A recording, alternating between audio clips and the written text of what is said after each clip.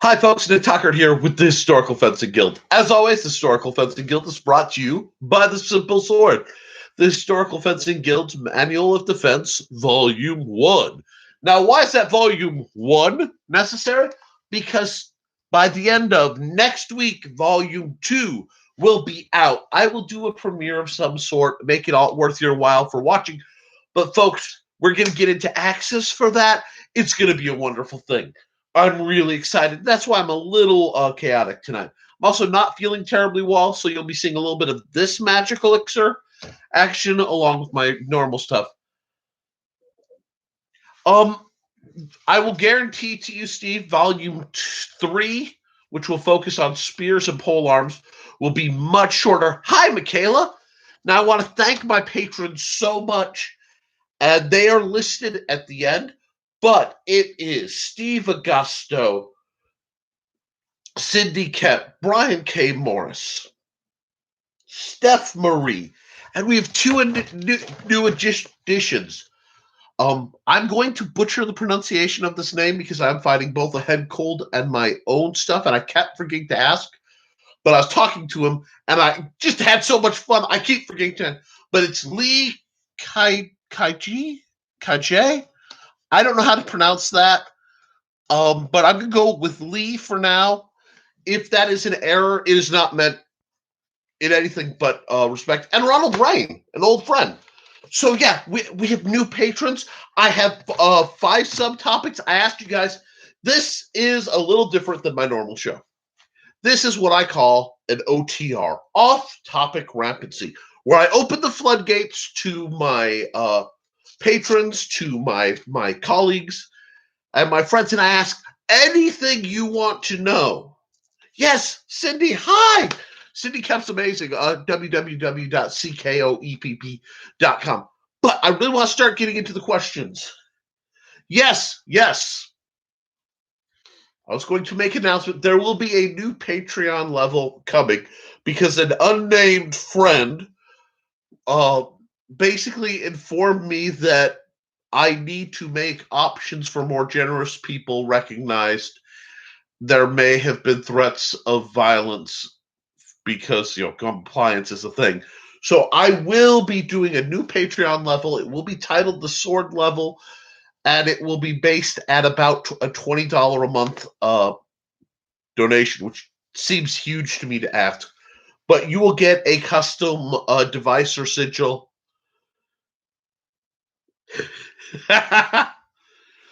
Cindy Kemp says, if the plural of tooth is teeth, why is the plural of booth beeth? Why isn't the plural booth beeth? Well,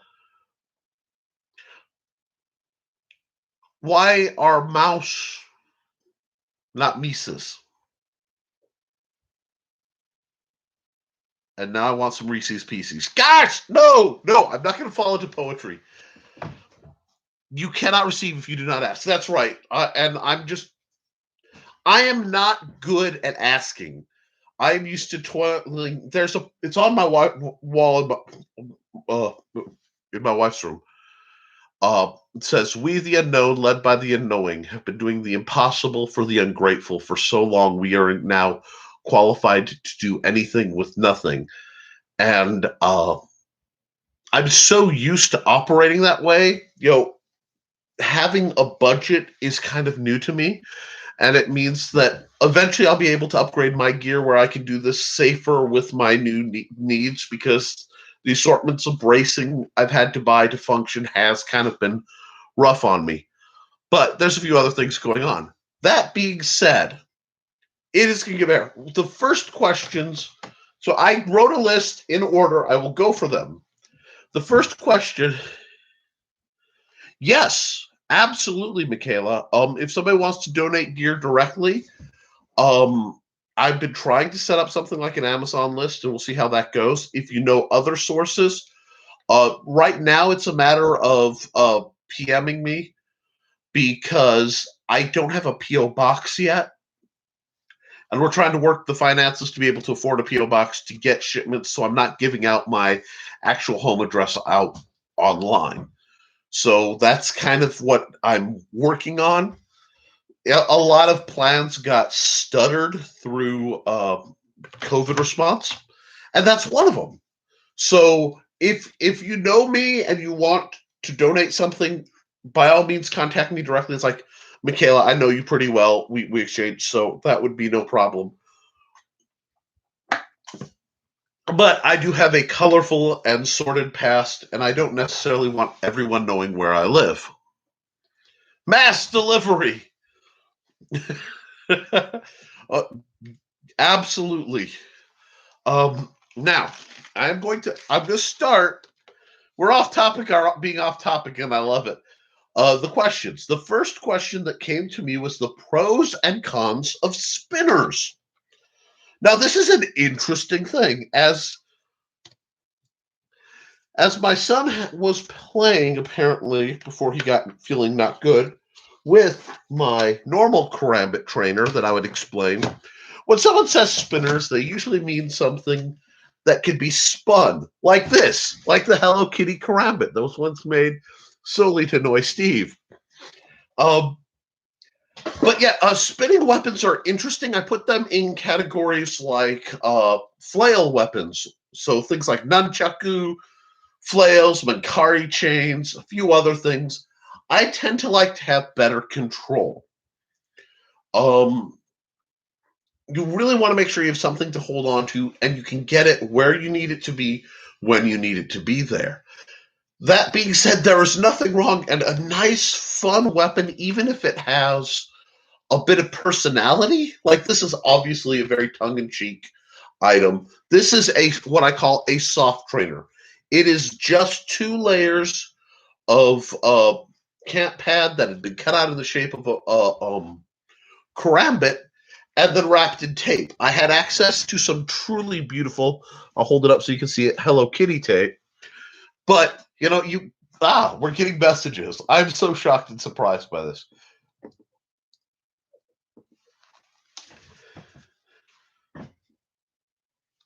Yes, absolutely. The message actually was asking me a related question. Excuse me.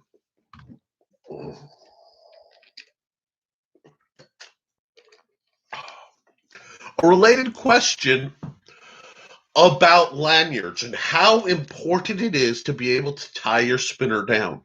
Now, a lot of weapons that you use can get dislodged from your hand. So when you have something light and aggressive, being able to tie it into place to keep it where it needs to be can be vital. And as this, this is a little axe that can get really wild and out of control if I didn't have positive grip, and I've modified the cordage to give me something where I can just tie it down. So yeah, keeping your weapons on a leash, keeping things safe is always a good idea. Like, I don't teach the training of in spinner-based styles. Now, I have seen to carry this over, fidget spinners as a weapon are kind of silly. I think it's more dangerous to yourself than anyone you would attempt to wield it against. And I had actually heard spinners used to describe shurikens. A heavy shuriken is pretty cool. I kind of dig them, actually. You'd be surprised. A lighter, though small, but if it's too light, it just lacks penetration. It just can't take the kind of force that a stout spinning object. Greetings, new friends. Sorry I'm late. My name is Lee. Hi. I hope I'm saying your name right, Lee. I was actually just thanking you at the top of the show for becoming a new Patreon member. Lee's helping me do some really cool things, and if I'm saying that wrong, correct me. I always would rather be corrected than keep making mistakes. Yes, we're actually getting to your question. I just got done talking about spinners. Lee messaged me, and he was asking about trainers for his wife. So, being something of an Ollivander of sorts, I was really happy to get into it. And I have some options that sprung to mind. I needed this, I needed that, and I needed this. His wife is about 5 feet tall. And 5 foot tall women often... yeah, thank you. If you're not reading the things, Steve says, thank you for helping support Nick. And bladed thesis with a creative spelling is is Lee. But I would really recommend something possibly like this. This has about 24-inch blade, a little longer. Let me see, because I can tell you, because I know that for a fact this is 18, and okay, this might be a little longer. No, 24. And it's about 23, 24-inch blade. She'd find it very comfortable if she wants a one-handed blade for thrusting and cutting. Another option she may really find comfortable is something like the Sting Trainer. She may like this better. It's a bit short for a sword. It's a bit long for a dagger. That puts it in a very nice place. And those of us with smaller hands can actually two-handed.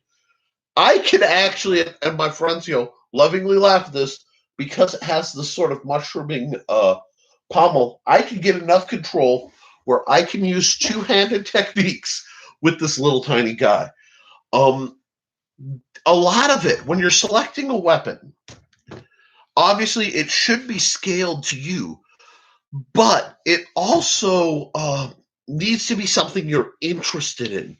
So you want to pick a weapon, a style you want to learn, or something that will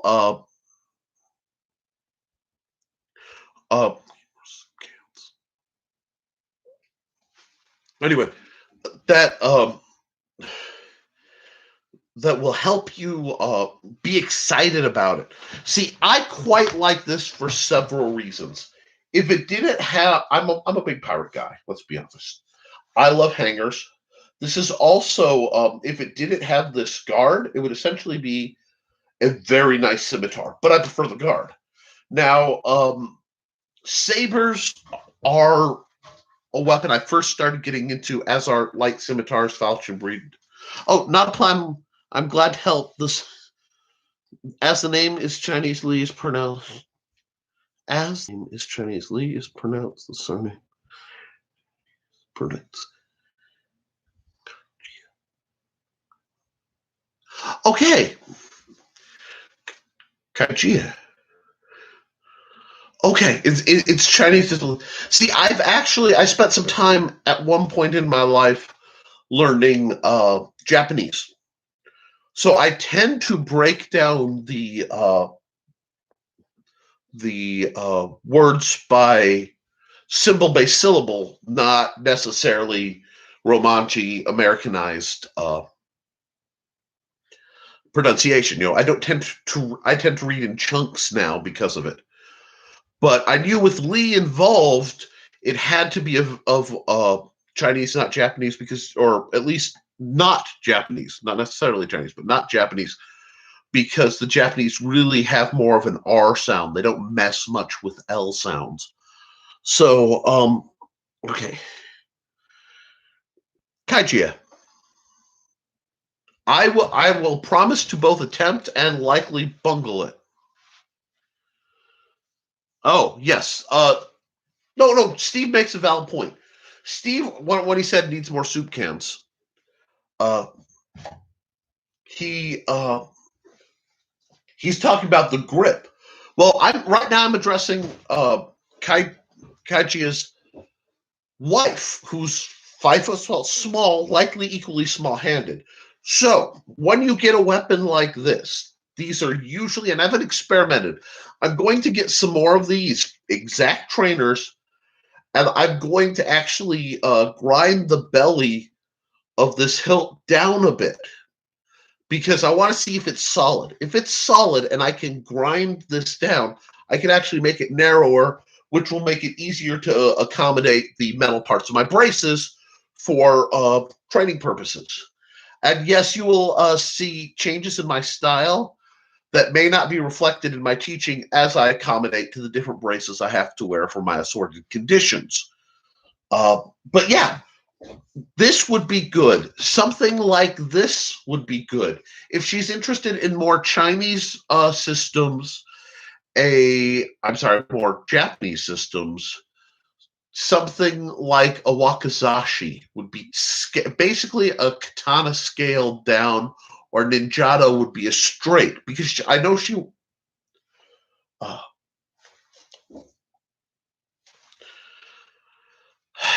I know she says it's she wants cutting and she wants thrust. Another option is just a gin. You can get now the new varieties of these are low cost entries. You can get one of these, and you can again. I'm pretty sure these are solid. I haven't messed with this since the remake. I don't own a Wasakashi trainer, Steve. I have a heavy katana trainer, but I don't have a light Wakizashi trainer. But that's not it. Yeah, no, I don't own one of those. I would, and I'd probably use the heck out of it if I did. Where? That's not here. Oh, here. I do, however, have the Cold Steel Kukri trainer. Now, if you were to straighten this, no Wakizashi. There might be a Tonto dagger that got left in the garage, but especially a Wakizashi with a saya, a sheath, essentially, would be something very beneficial to me, because at one point in my life I was dabbling in Iaido, and either a proper katana that. Funnily, she said she's more interested in European styles, which is why I've asked for your input. I also have that exact gin that you've modified and thought of using that for her. European styles. See, this I can work with. She might, if you want to throw money at it, really enjoy the this is the Italian tactical side sword trainer that I helped design. Actually, I helped design. Purple Heart Armory put out. Now, to the best of my knowledge, they're still closed. As soon as they're open, I'll put out a video to let folks know, because they were in the middle of that mess with Texas. So this is a wonderful trainer for smaller people. If the grip is a little large, you can take the wiring off if she wants something. It would be I'm not sure. Weight becomes an issue. If she needs a lighter trainer, there are options, but basically a lot of it's sticking to between a 20. If you want a sword feeling trainer, something between roughly 24 and 30 inches. You don't want to go much longer than 30 inches for someone 5 foot or below, because it will tangle. If she likes European, I really would probably put one of these in her hands. It's by the same company that makes that gin trainer, and it's the belly's a little different. But if you want a nice Americanized, Europeanized, what about axes? Okay. Right now, my axe is actually in the living room because I was writing with it. If you're going for an axe, I really can't undersell the Cold Steel Trench Hawk trainer, and I almost went it back out to get it, but I was running low on time. The Cold Steel Trench Hawk trainer is about 19 inches long, solid grip, great weapon. But she said she wanted a sword, and she wanted something that will both cut and thrust. So she may really find that this is kind of nice. I'm not sure on the weight. The other thing I want to recommend is, I'm not sure where you're from, Kǎijié, but sorry, these are for later. That's a surprise. If you go to Wally World, which is Walmart, you can get one of these. This is a, what is it, 18 by 20? 15 by 20 inch cutting board for about $10, $12, something like that. If you need a small size trainer, all you have to do is print. Now, see, it's a little, in cross section, it's a little short for this. But you just hold it up, trace it. If you have somebody who has one or has a live steel weapon you like, and cut it out with a jigsaw. I have this because I'm going to be making a series of new trainers based largely on what people want. Now, if you're really looking to go on the cheap and you want to make light grade trainers, you get some of these guys. These are 88 cents a piece. They're very light. But if you're doing like a small knife trainer, especially if you're comfortable making the sheaths of the grip yourself, the scales, the grip to put on, these guys are great. I like to draw up a knife design, make a cardboard version, see if that feels right, and then take the cardboard version and trace it onto something like this, to then have a training version that I can go out with light or moderate speed and really get a feel to see if I like the design. I am always looking for cheap sources of cutting boards for just that. Currently, I live in Utah. Okay, cool. Most of the trainers I make are boffers because that's what I was first into. I've made and sold a few over. Cool. Now, boffers are great. If that's your background, I really would say you can both save money and stress by scaling a boffer to her techniques and doing it layered. Where did that go? 1 second.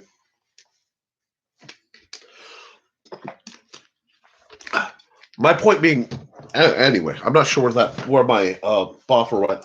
I'm going to be making some boffer axes and other things in the very near future as well. Good evening. Hi, one of my supporters. He runs Swakhammer Metals. I'm sorry, I've been a little sick. I'm slightly medicated, so I'm slightly under the weather. I'm answering fan questions.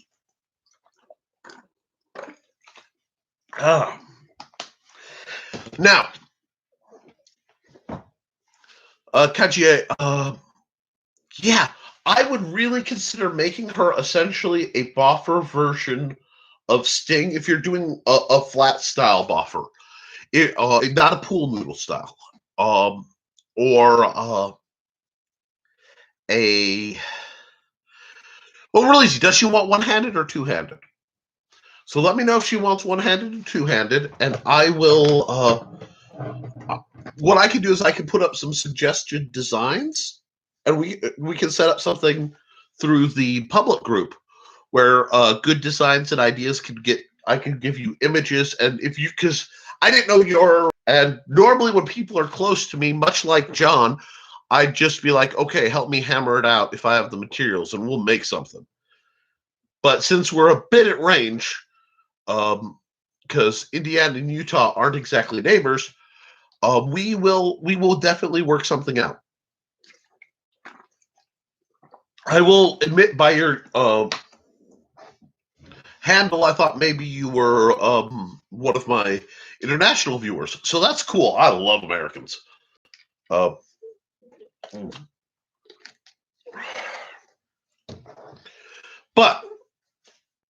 so yeah, with her, a boffer, a more I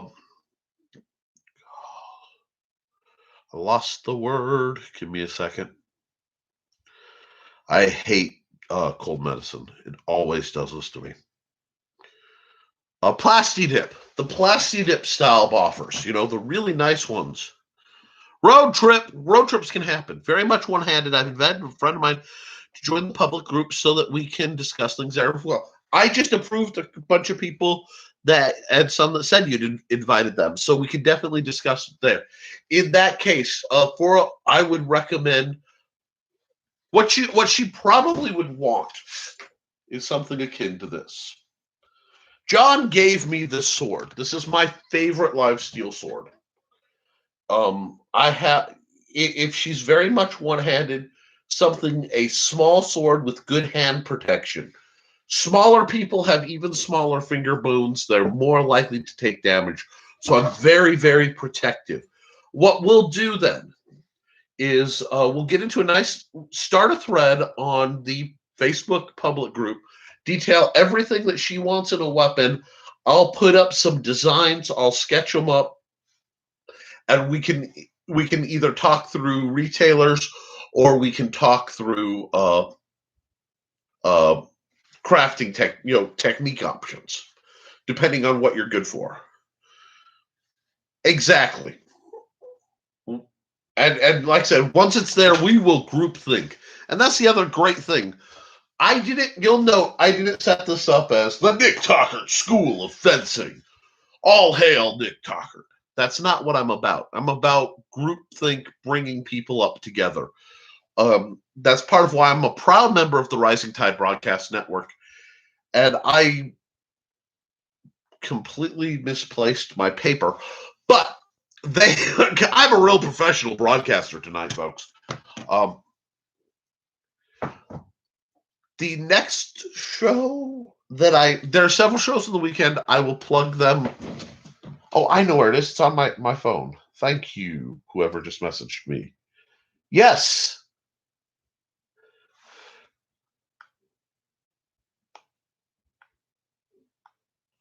Oh.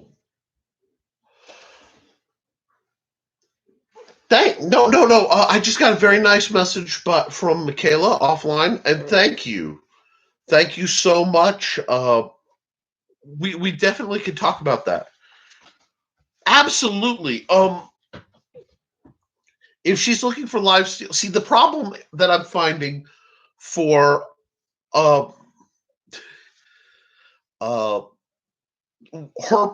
scale and size it's something I encounter constantly, and the market just doesn't cater enough to smaller size practitioners. Drives me bonkers. It's like fat guys finding nice shirts, which I'm all rumpled up today because, well, today's one of those days. But thank you, Michaela. We will talk after the show, either messenger or direct, because I have some plans. Basically, I don't like keeping secrets from you guys. A lot of people say it's time to retire the tarp, and they're right. I just have to do some adjustment.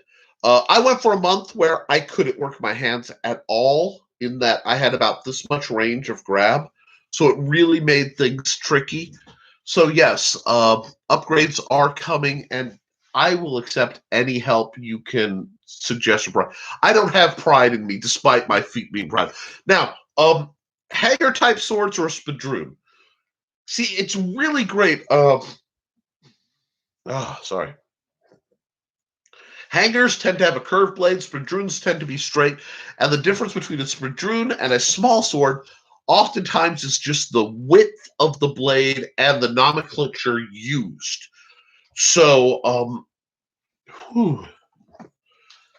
try not to. I actually lost my voice yesterday, so bear with me. I really think a spadroon style, a lot of it depends on who she's sparring against. It's okay, you're no worse than I. Thank you. A spadroon style is a great weapon. I like a keyhole grip.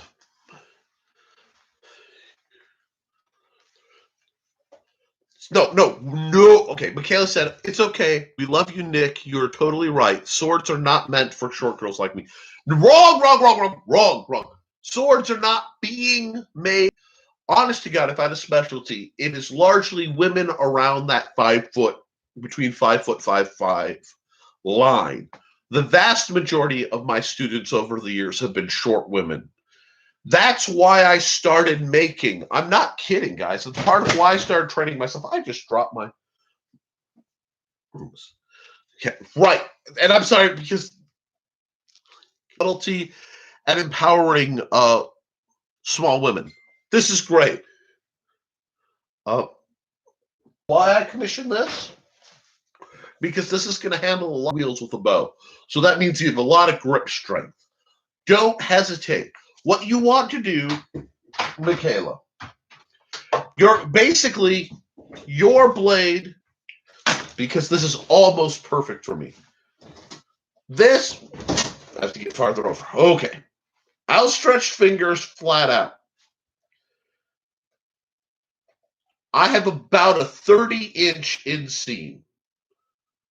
So I really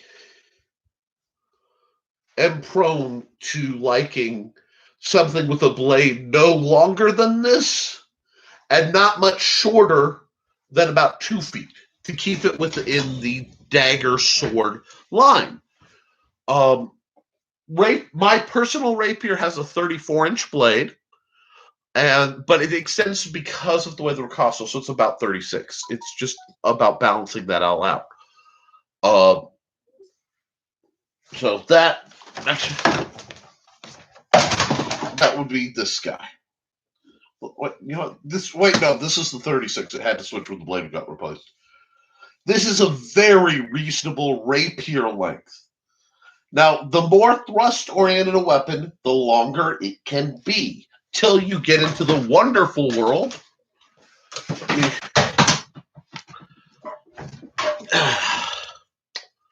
of boar spears.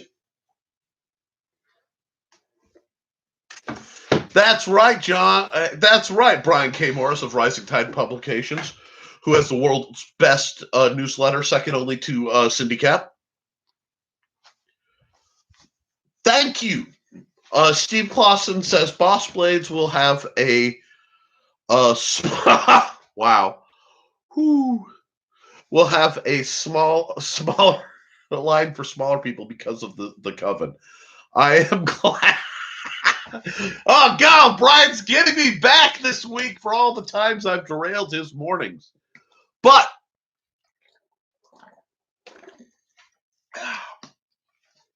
nothing a little bit from my power ring, That being said, we definitely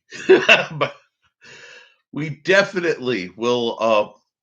I favor training smaller people, working with smaller people. Please go back through the catalog of sparring sessions.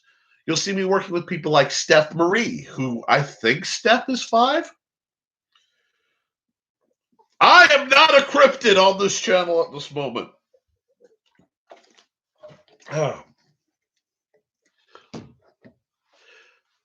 Anyway, but we can definitely, what I do not inflict, this is the way to fight on anybody. That's not what I'm about. That's what I thought, 5-1. I'm about helping you find a way to fight that works with you. That's why I have a variety of students. None of them fight exactly the same. All of them will wince if you put a sword tip in the ground, because that's one of my great teeth on edge annoyances. It's disrespectful to the weapon, disrespectful to your opponent and to yourself. But we can always find a way. It's interesting. I recently gave out the dimensions of my personal side sword. Hold on. I'm still here. I have not left the screen dead. That is really sharp. No, don't do that. Lydia, stay down. Sorry. This, ironic, is one of my favorite swords. This also is within a half-inch the measurements of Arya's needle. So this works quite comfortably as a light two-handed weapon. Oh, thank you, Brian. Anybody can wield one of these. This is a great length, and we'll talk. This is actually quite sharp, so you'll notice I'm being a little more careful with it than some other weapons. But as you can see, overall, It is about that funny 24-inch, 26-inch blade, 30-inch overall. You're going to find this as a very comfortable, both one-handed, because the counterweight allows it to work. And I have to cut high because I am filming from on the top web camera of my computer, to allowing you more than enough meat for all your two-handed applications. I have been trying to find a needle trainer, actually. And I have been part of one of my great secret missions is trying to encourage companies to make a device, because there are some replicas and they're floating around the $200 or $300 range. Ain't nobody got time for that. And I also, because people will ask if they don't see it, yes, I'm wearing my neck knife, and yes, my shirt is ruckled. I had it planned on wearing this shirt, but I doused my previous shirt 2 minutes before broadcast in bright red black cherry caffeinated beverage Eau Doux. Yes, John, toothpick size, because toothpicks are scaled to small people. Seriously, if you give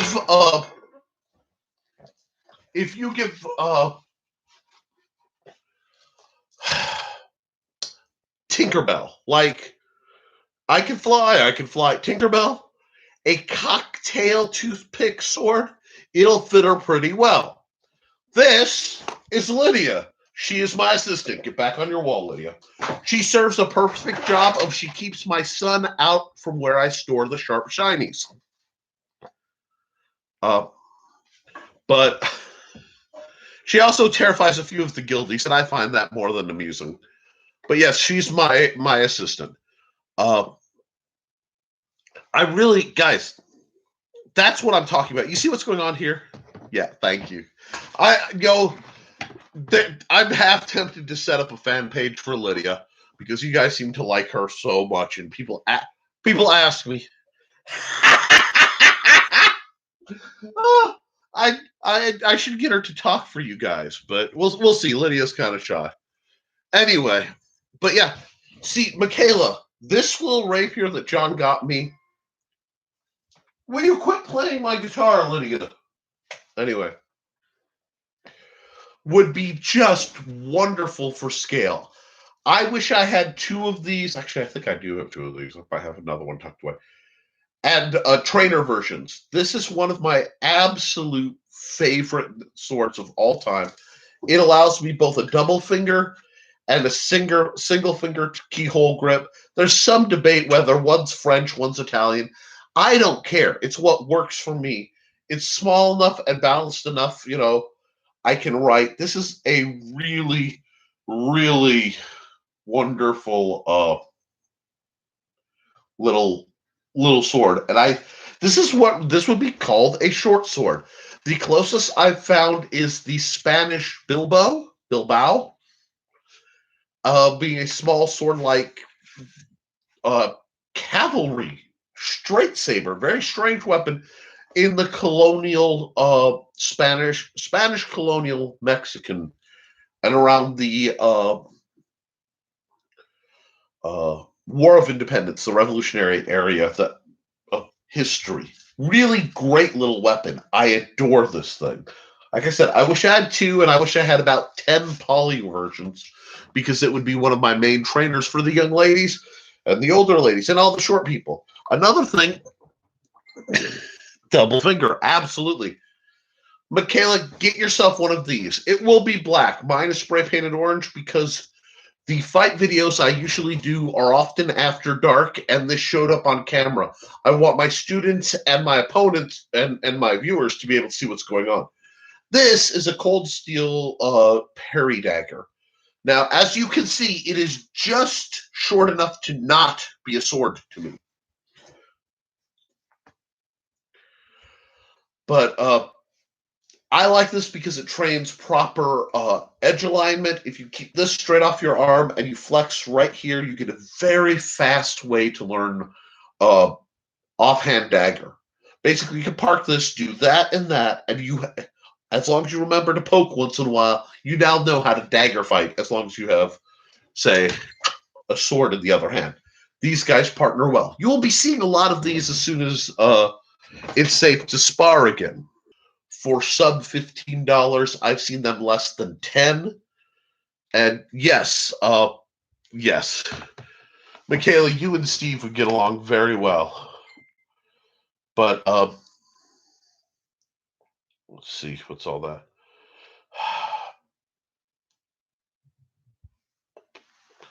Sorry, I'm getting some whoop.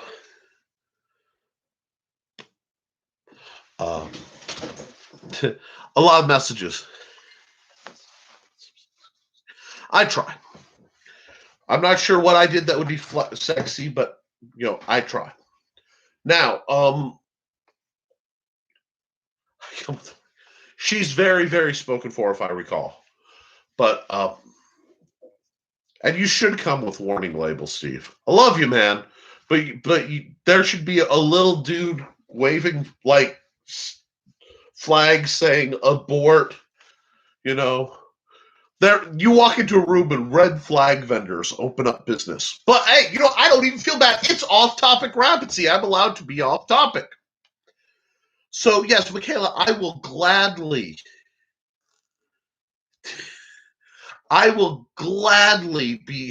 go back over some of my gear, help you find something that you think will work with you. Anybody can find anything. Anybody can find anything if they're willing to try. I will show you this. It broke. I have to go to Menards and get a new self-tapping screw. Shut up, Steve. But basically, I took a and I will hold it together because, like I said, I took a gin and I took the handle off, welded it down, and this would probably work really well if you're worried about. This is not to a rolling sword. This is just my sword, which will be fixed shortly. We'll put that back. Okay. We're doing good, folks. Let's see. Well, that's what we figure what folks want. We can make it happen. I know peoples, and you're going to know peoples too, Michaela. Michaela, there is, I can't remember if you have, there is a Facebook group, the Historical Fencing Guild public group. Please join that. We were getting bombed by Russian bots constantly.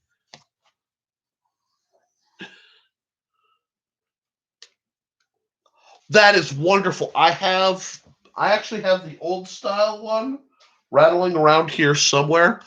I'm in a little tiny office with a tarp behind me and more weapons than anyone should ever have in trainer form. And you know what? I'm kind of snug and happy. But why didn't I tell you? Why didn't I tell you what, Steve? Anyway, we'll sort things out. Do something about it. Uh-oh. Anyhow, I have more questions, and I did say I want to get it.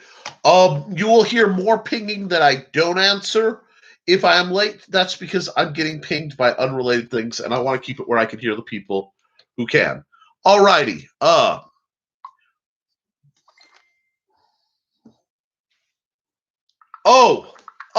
yes.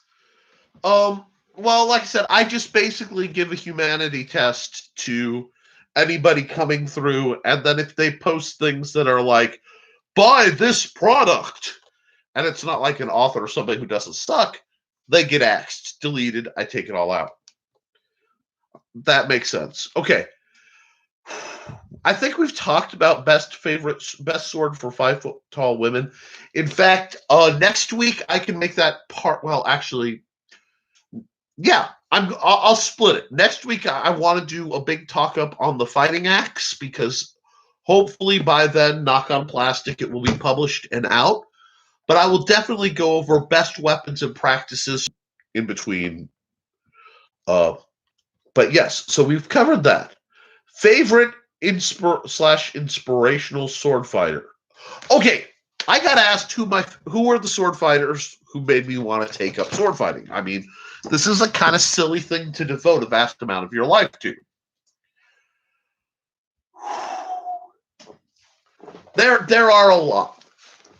Some are more popular, more obvious. We'll start with the black and white Zorro. When I was a kid, I watched those old Zorro movies and absolutely loved, the fencing, and then anything Zorro. Pretty much after, I've been all like, yes, give me a swashbuckling scoundrel with a flashing blade and a flashing smile. I adore it. My man Steed, him and Emma Peel's, I want to say first meeting, had a fencing bout. It's either their first or second. During the Emma Peel years of the Avengers, the proper Avengers, not the Marvel knockoff. But so definitely, again, inspirational people. At one point, the Doctor was the Gallifreyan champion swordsman. So yeah, Basil Rathbone. John says Errol Flynn. I'm going to go Basil Rathbone. Even as a kid, I would watch the bouts where Basil was the bad guy, but he was a better fighter, and I couldn't figure out why he wasn't winning. Used to drive me nuts. But he's better.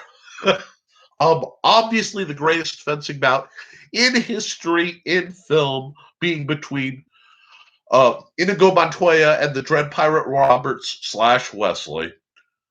Shut up, Wesley. Anyway, in The Princess Bride premiere. And my boy Obi-Wan. But when we get into books, you actually get where it hit me harder. I found R.A. Salvatore's Legend of Drizzt, the first Guy Williams. Guy Williams is a good choice. Which you do not know. And yes, Errol Flynn is classic, John. I just liked Basil Rathbone better. Now we're getting into literary, because you had Drizzt Do'Urden, the dual-wielding drow of destruction. I love Drizzt. He was kind of emo and lost in the tunnels when I was going through a really dark period of my life, and it sucked, and he was great until I met Artemis Intiri. Now, y'all need to pause, because I'm going to profit. Artemis Intiri, the assassin, a wonderful. He outdrowed the drow with a demonic smoke-spewing saber and a dagger that sucked their lives. Okay, authors, we got to talk about Artemis Intiri, because for decades he was the premier villain. He was not bad, he just was going to be the best. And danged if they didn't go and try to relatabilize him and make him nicer and, give him all this, like, no, it's okay to have a villain who is a talented villain, who is a beloved villain, and doesn't need a redemption arc. I had to leave the series for a while. I need to get back. But I loved Artemis. And the problem was, after that, I'd read, and it's like, I love Drizzt. Don't get me wrong. Love Drizzt. But after a while, I'm a dark elf. And that, the burden of that. Dude, you're the most powerful swordsman in the realms. You are loved by millions, and some people dislike you. If they're racist, they suck. Stabbing that to, in a fantasy setting, I am not condoning the stabbing of racists.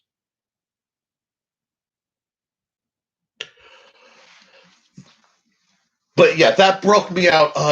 There was a series called Jarrig. Wonderful sword fighting. It's also where I got the concept of the Morganti dagger that just kills the soul of the victim. Wonderful book series. when you get later on, you bump into the Heralds of Valdemar. You'll meet a guy by the name of Albrecht of Kars. And Albrecht of Kars is both inspirational, and I happen to know the gentleman he was based on. Elric of Melbourne. Yes. Elric of Melbourne was great. Dark, though. Dark. The Elfstones of Shannara. Yes, another great series. And I read them and I greatly enjoyed them.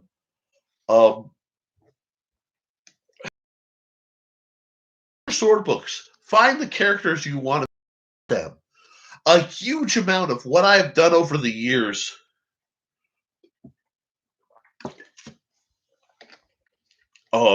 has been because I wanted to be another character.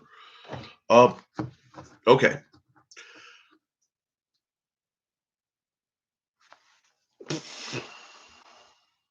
I knew I was going to need to do this.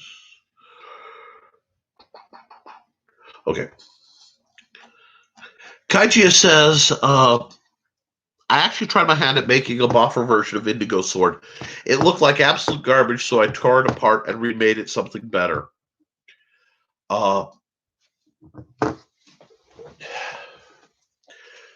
There are a couple companies, and I will share them on the Facebook, the public group, because I can't remember their link right now, who make beautiful latex-coated boffer rapiers at moderate to expensive sizes, the prices that are for different groups rated for their permission, like they've been allowed. So I will really recommend if you want that. Sidney Kemp says Three Musketeers. I will say Three Musketeers, yes. And everyone loved that movie. But I will also say the Michael York, totally unrelated to the book, bizarre British Three Musketeers with my thing's glitching. Anyway, with Charlton Heston as Richelieu is fundamental. Absolutely. Charlton Heston as Richelieu was brilliant. It was beat by Tim Curry, but Tim Curry really did it fence. That being said, Tim Curry's still one of the greatest villains of all time. His version of Richelieu is undeniable. And when I saw Rocky Horror, I suddenly understood exactly what he was wearing under that cloak to get it to swish that way. Michaela Jane says, so riddle me this. Why do fantasy swords have awesome blades but impractical handles? Because people don't think about the handle when they design fantasy swords. And in the 80s, it was terrible. They did so. Oh, God. Oh. There were some horrific swords. And that was also the era where Kit Ray weapons came out. And I need to talk about Kit Ray weapons. If we're off topic and I can rant, I got to rant about these. No weapon you should handle should be more dangerous to you than the opponent. Artistic lights, they're pretty. They are pretty. And they look great on the wall. I'll give you that. But a lot of those downward pointing spikes, I have fairly small hands compared. Yeah. To the point, a friend of mine, there is a type of Kit Ray punch dagger thing my dear buddy Lito bought, and I picked it up. Oh. Okay. I almost couldn't put it down safely.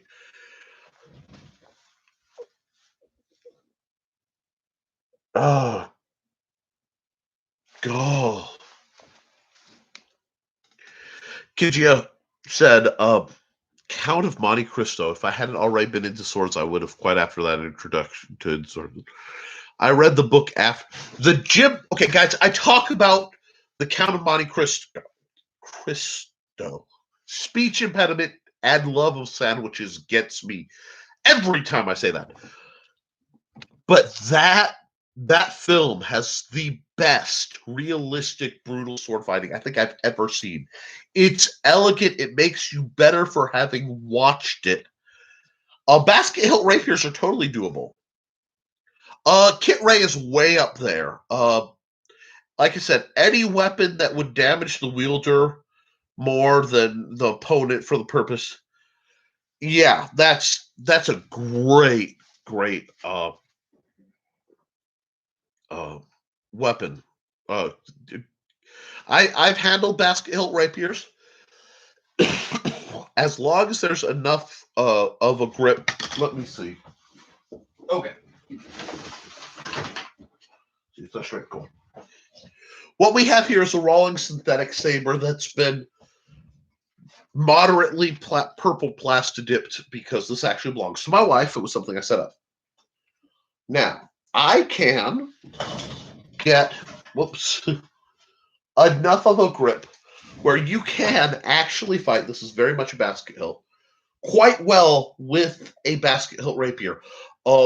If you like them, I would look up George Silver. He kind of specialized in these with shorter blades. George Silver was very much about earlier weapons being brought back, broadswords and such. They're really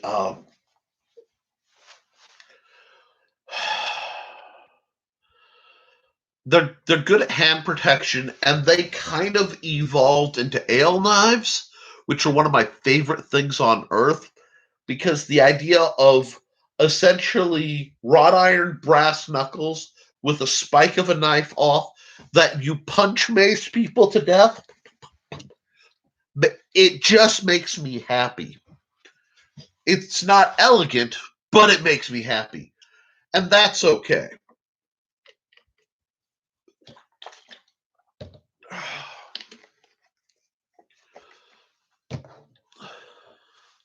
The Duelist Night. Okay, now we're bringing in.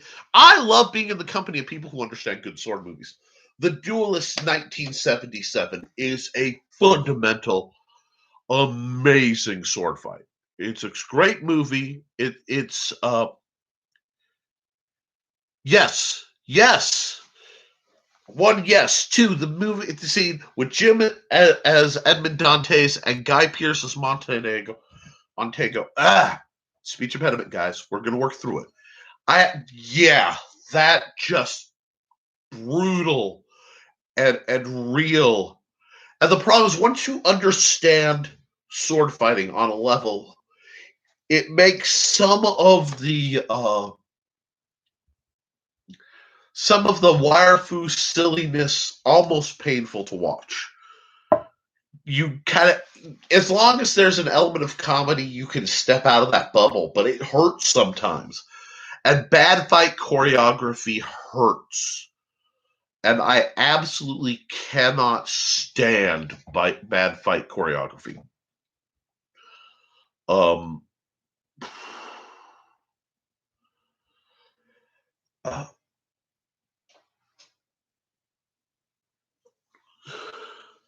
One say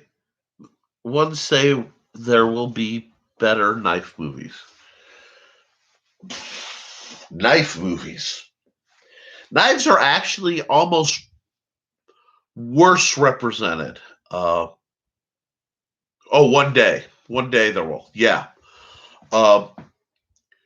When you have to go interesting knife fights, Under Siege, Steven Seagal versus Tommy Lee Jones is actually an interesting knife fight. Now, if you want to see good weapon choreography in general, there's a guy you have to look up. His name is Anthony DeLongis. Because one of the things that I have is favorite sword fighters, like in Hollywood type, people I respect and or who I would love to like train with or watch. Anthony DeLongis would be one of those people where I don't know if I'd want to train with him or just shut up and watch him do what he does, because he's so versatile. And he's like, okay, Richard Anderson for years was not confused with Richard Dean Anderson, the sword fight choreographer. Hey, I completely understand with the Call of the Master. Thank you for stopping by, Michaela. If you have questions, hit me up. We will definitely talk. Anthony DeLongis started the Palpable Hit Productions, which is bringing out and putting out amazing sword training videos, DVDs, and stuff. Hello, Fox with No Name. Really glad to have new people. Right now, we're having, normally I'm a little more structured, but every so often I have an off-topic rampancy day where I answer any questions, we have comments, and we just kind of bounce around and hit wherever we end up hitting. So if you have any questions, commentary, fire away. But for the people I would love to trade and spar with, oh, hi then. We've been trying to work out the perfect sword for you. So you tell any information you can give me, we can help work out what would work absolutely best, either for purchase or manufacturer and modification, to get you what you really want, because you deserve to have the weapons that you really want do what you really want them to do. So thank you. Sorry. This is aloe juice, if anyone knows. I took off the label so that there wouldn't be any YouTube issue. But when I was very, very ill for certain parts of my life, this is the only thing that kept my throat calm. So it's really good when you don't feel good. Anyway. Anthony DeLongis is one of those people I would love to trade with, spar with, whatever.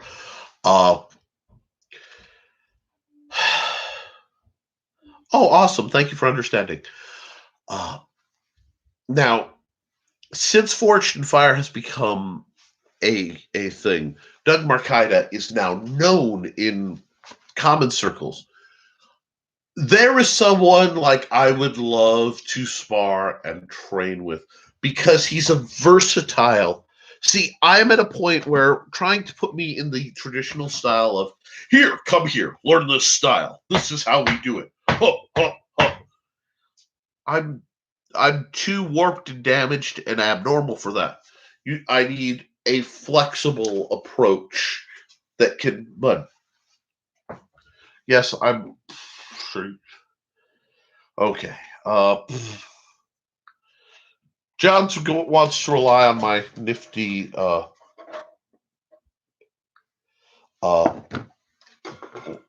see. These are the. Oh yes. Well, see, you have to have. Let me see. There we go. John sent me pictures of his swords he likes to show off. I'm having a bit of a bad hand day, so you'll have to bear with me. John made those riggings. He's responsible for a lot of things. Swakhammer Metals is so cool, and I hope he goes at it. And that's the thing. If you look at Doug Marcaida, when he's talking about it, he sees it as it's a conversation. It's a flowing discussion. You're going to do that. Let me counterpoint and understand basic body mechanics, basic weapon turn, and he can make anything sharp go. And that's what I like. That's what I aspire to. That's why, ironically, one of my favorite trainers of all time,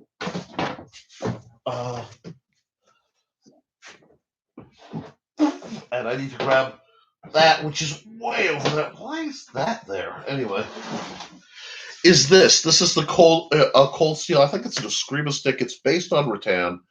I really like this.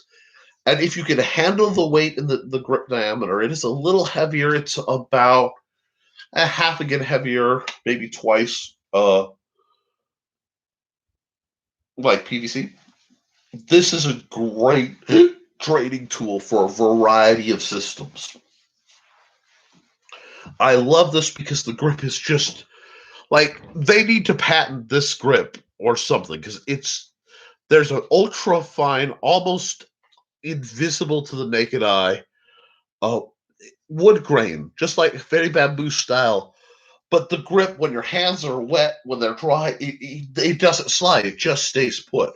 So this is one of my favorite trainers because I train in so many different variant weapon styles that I don't want to switch through all my trainers all the time. You know, so I can do basic staff work, basic spear work. I can sword fight. I can do sliding axe work. I can make this be um, nothing and everything, which is my approach to staff. I see a staff, especially a bow or Joe staff, as not a staff as a weapon, but it is a amalgamation. So I just switch between how I would fight it if it were a sword versus, a bat versus an axe, and my hands just do it on the same surface. It's sort of like a blank canvas. So that's one of my favorite trainers. Honestly, one of the best things you can work with when you don't know is just get yourself a dowel rod and put 2 chair feet on the end and just work and find out what works for you. And then, if it feels too long, you can saw it short.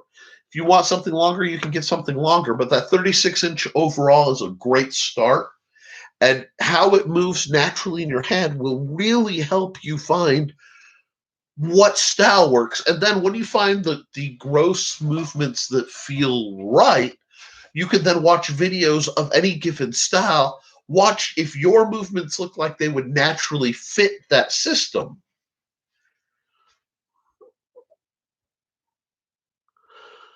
I've tried a few different things over the years, but I have this because you're new. My first instructor.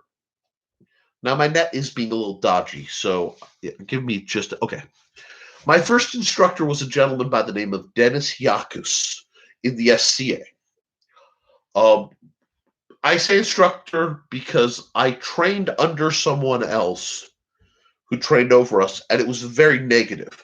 But he's the first one I found a measure of loyalty and attachment to, and I learned a lot of my fencing. He has severe rheumatoid arthritis, which greatly limits his ability to move, to adjust, to do things. And anyone else that might say you can't fight. What he did is he learned what he could do and got exceptionally good at what he could do.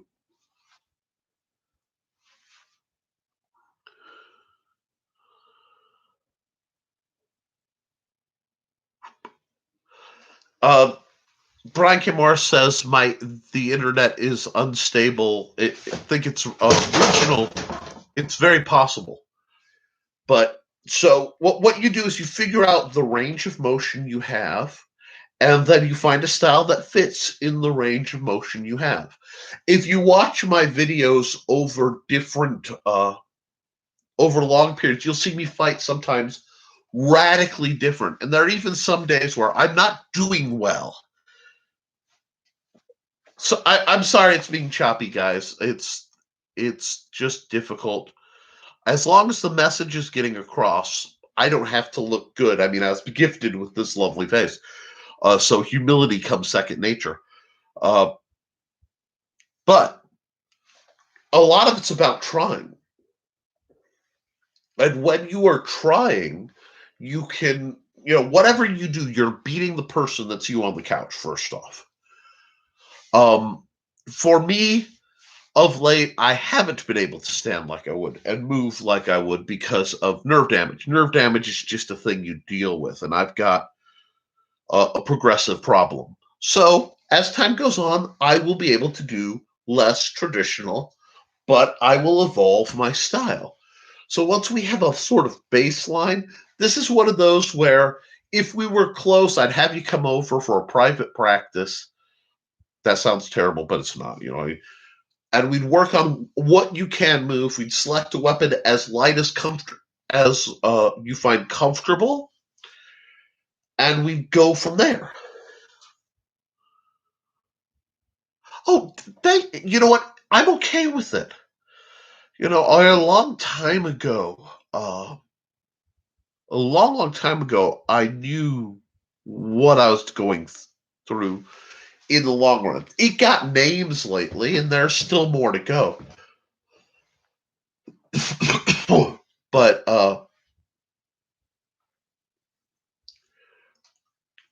you build, and I'm going to keep doing this as long as I can. And as long as I can talk, which, you know, I'll probably stutter worse when I can't move my arms as well. I'll teach what I know as long as I can maintain the respect of my students to be able for them to value what I have. Put these videos out and why I'm writing these books and getting the information out there so that the good that's stuck in my head, even if my body won't allow me to perform certain actions, can still talk about certain actions. John can tell you there have been times where I've walked up to tall students, put a little folding chair or a stool in front of me, climbed up to demonstrate something so that they could see it.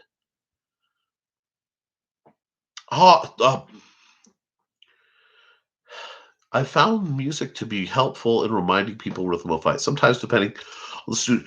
Wow. Okay. The music will be faster and heavier, sometimes simpler and slower. Oh my gosh, I forgot you're new. We have to be very careful with music. In that it can empower and motivate. So there, I have a student. Her name is calling her student now seems unfair, but her name is Trelena. Trelena and I. There are some people you're going to fight with that you just mesh. And when you get into melees, the two of you can do things that neither of you could do individually, and it's just kind of cool. And Trelena was definitely like that with me. But we were sparring, and we put some music on, and we got dramatically fast. And we were at a library. At the time, we were at a library, and the librarian walked into the meeting room, and we were click, click, click, click, click, click, click. Went, okay, hold. Yeah, that's good. I think we need to change. She goes, you can't be. Oh, that wasn't free fighting. And we managed to redo the whole exchange enough that it looked like we had planned it and not just totally gotten out of hand. It was a great time. It's always fun. But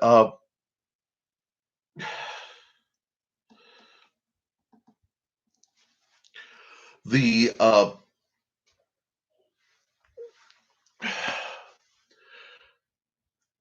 music can motivate, and the trick is finding your music. And it gets playing in your head. You have your rhythm. And then if you can find your rhythm, other people's won't override it.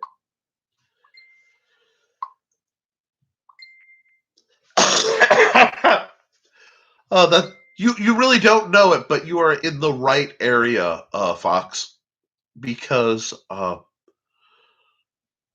my wife regularly has hip alignment issues. I do. That's why you'll see me fencing on a cane. I teach from learn how to fight on a bad day, learn how to fight on a middle day, learn how to fight on a good day, and pay attention to the transitions.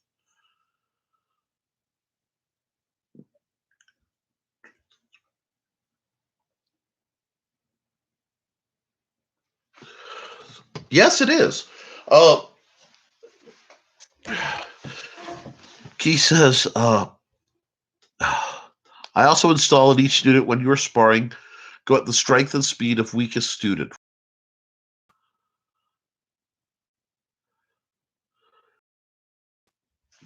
Yeah, basically, a lot of part of the guild is we're all broken in one way or another. And that's part of what we're doing. We empower. Some of us have had mental traumas, some of us have had physical traumas, and we're all using the sword to carve a better life. So yeah, it takes a long time before I let students spar when I'm teaching fresh students, because that spar each other. Now, because students sparring each other can pick up bad habits from each other very readily. And I'm also very particular on curriculum when I first started. When I get people where they start to know what they're doing, then I'll pass them on. But sometimes when people who are well-meaning, they'll be like, here, let me show you this trick shot. And that trick shot actually sabotages their development because they keep going back to that instead of learning the real shot.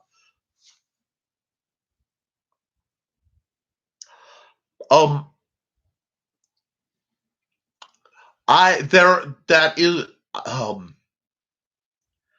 a differentiated connective tissue disorder. Means you dislocate very easily. It's very much like Ehlers-Danlos. That is one of the actual prognoses they are debating for both me and my wife. So I literally, when I say you are really, really among your people, Fox, you're really, really among your people. We are,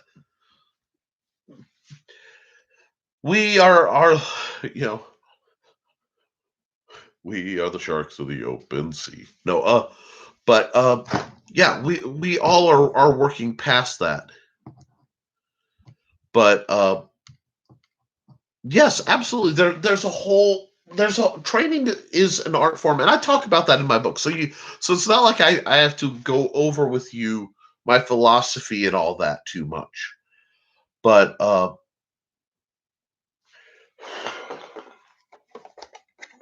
sorry. Wow, I went past the hour break without plugging my stuff. Sorry, guys. I'm a little late. Okay, so you don't get the bruising and stretching. Groovy. At least now I know what we're working with. So that means your trainers have to be extremely lightweight. You probably won't do a lot of concussive training, and that's okay. That is fine. We can work with that. First off, you've heard us talk about it. The Historical Fencing Guild is brought to you by The Simple Sword by Nicholas Stocker. And for those asking about the training techniques come up more towards the back end. I also talk about adaptive training, especially in here. That won't be as heavily hit with the fighting axe because axe fighting by its nature is a bit more aggressive. But I may need to add that, so it's good to discuss it. It's also brought to you by my Patreon, which many of the people here are members, and that's available at patreon.com/the Historical Fencing Guild. Look for the same boot that you should see when you check my channel. That little boot logo, that's me. And I put special articles. Patrons always get first dibs on video content. There's a lot of little surprises coming their way. And I will be setting up sometime this week a new level for the people who want to give 20 or more with a bonus where I will design. You tell me what you're about, and I will design you a little sigil kind of device that matches that, just as a thank you. Okay. I'm recently LK Chancellor. Yes.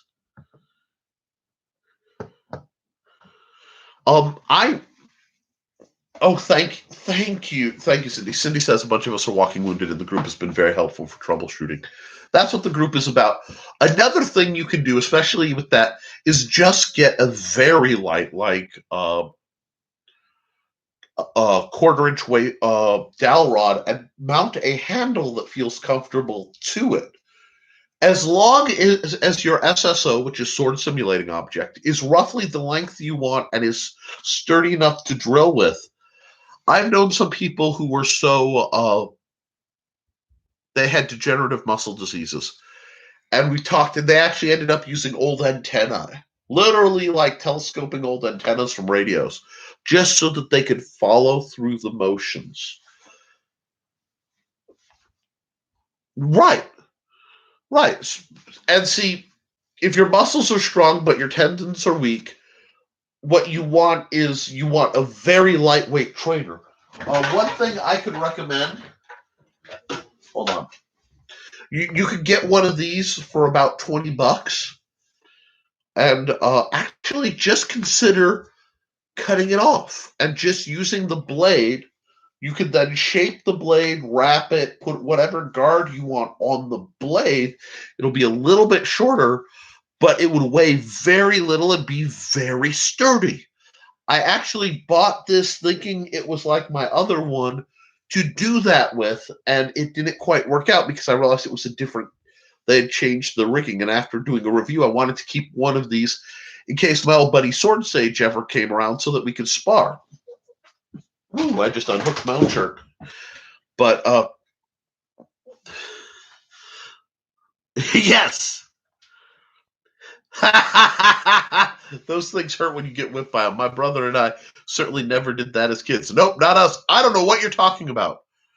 John says a weapons master teaches the safety of techniques at a slow pace to get the movement and basics. And here's the thing. When you are training, people make fun of me sometimes because I did some Tai Chi back in the day. And very quickly I realized that approach of moving to perfection, because it's easier to control your movements when you're slow, you can refine.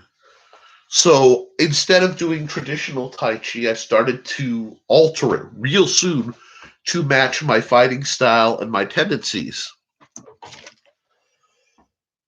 And that's what I do.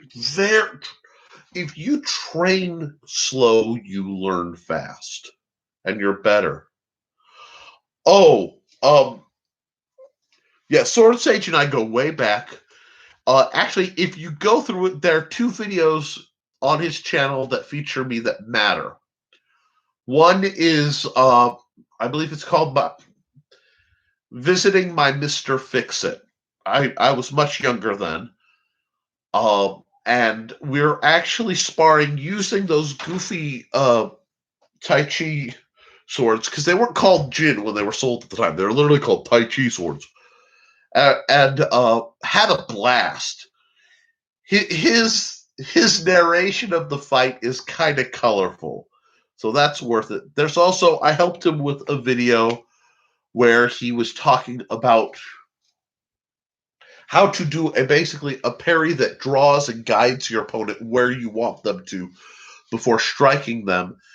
And we were using Hanwei very light Jin that I believe got stolen. I'm sad by that from him.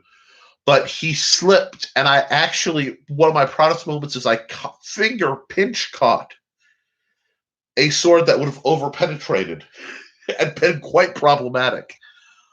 But, Fox, you said I could do the upper bite, but it's the leg parts that trouble me. There is a wonderful set of videos called Chair Tai Chi.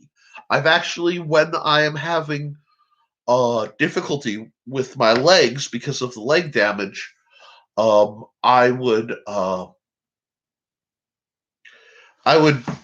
thank you.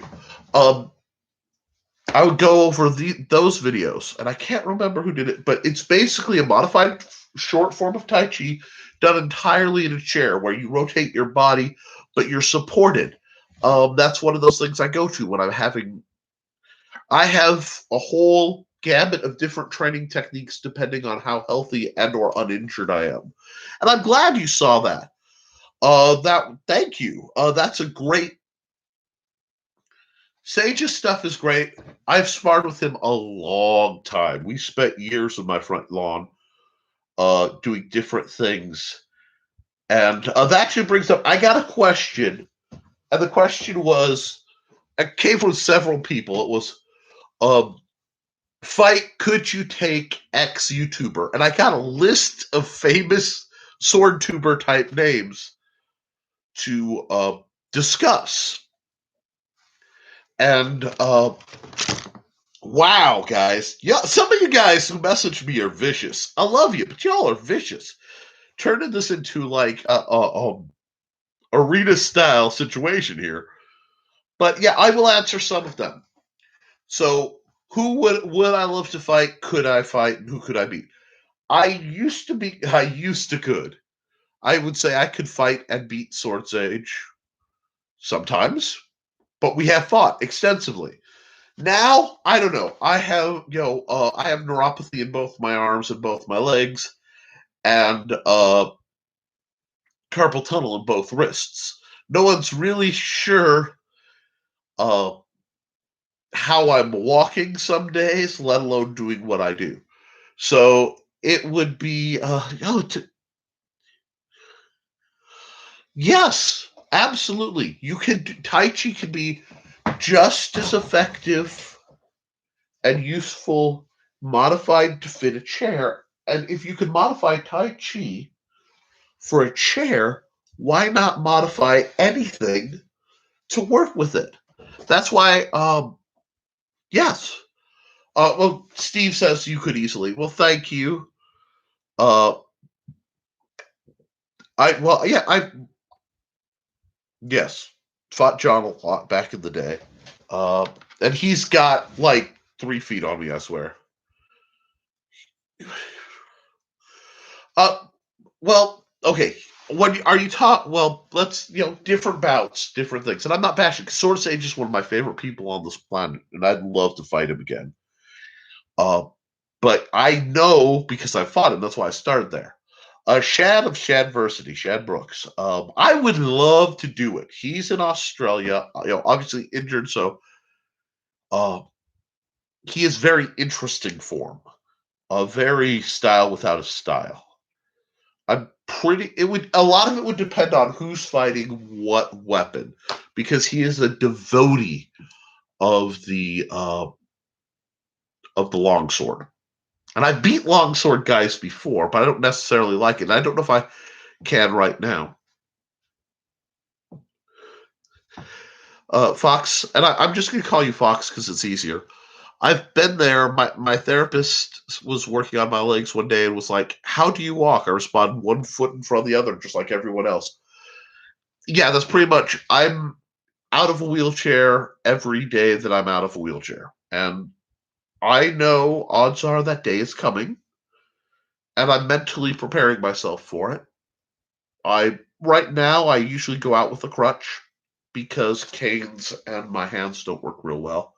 I'll probably be making or modifying a different kind of crutch because I really don't like a standard crutch.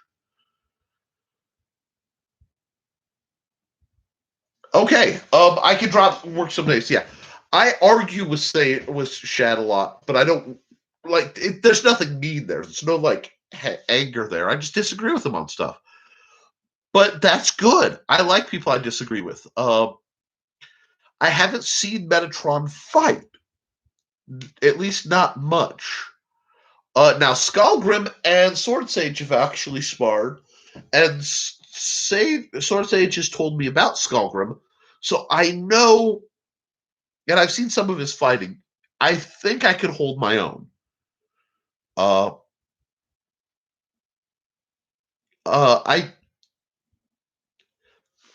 John says Celtic Leaf Blade. John sent one. And yes, the dagger will be in the works when my hand is happy with electrical tools, because I have to do some other nifty things to that. But yes, Sting is essentially a Celtic Leaf Blade. Don't be fooled. This is an ancient design. I love this little weapon. Thank you, John. But yeah, Skull's hilarious. He's one of those people I would have fun with. Matt Easton would be a very formal fencer. So it would be very much about, yeah, you have sparred with him a few times, haven't you, John? No, technique. It would be what rules set. But he strikes me as a very efficient, almost angry fighter. Very focused. The leaf blades, yes. And this is really relatively inexpensive. You would probably enjoy this greatly, Fox. This is supposed to be a replication of Sting from Lord of the Rings, and I really truly do like this. I like it enough. I'm planning a custom paint job when the weather is reliably able to do so. I might even do it, a notch a little fancier than I usually do. So stay tuned, guys. I've got some things planned for this, possibly paint job wise, and it fits really nice. Leaf blades are wonderful weapons. I do, even though I am Matt Easton is incredibly educated on his and very rarely do I disagree with him. Once in a while, but very, very knowledgeable. And I respect the YouTubers I talk about, because if I didn't respect them, I wouldn't watch them. Now, like I said, I disagree with Shad a lot, but I enjoy disagreeing with Shad when I do. And he's one of those people I would love to meet and talk to. But I'm a little tiny YouTuber, and he's a great big YouTuber, and he's on the other side of the world. So that's fine. Could I take him? Maybe. He strikes me as being a very aggressive,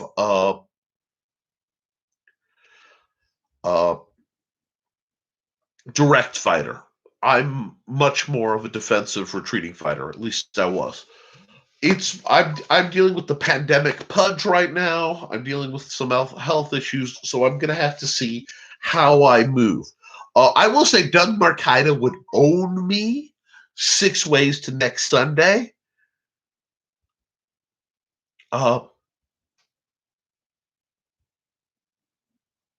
Okay.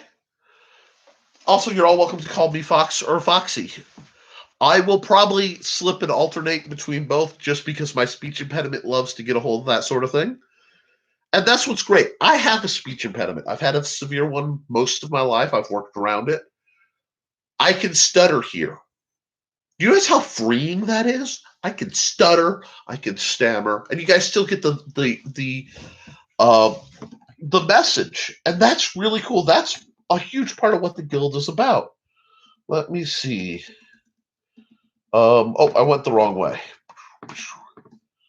Did I?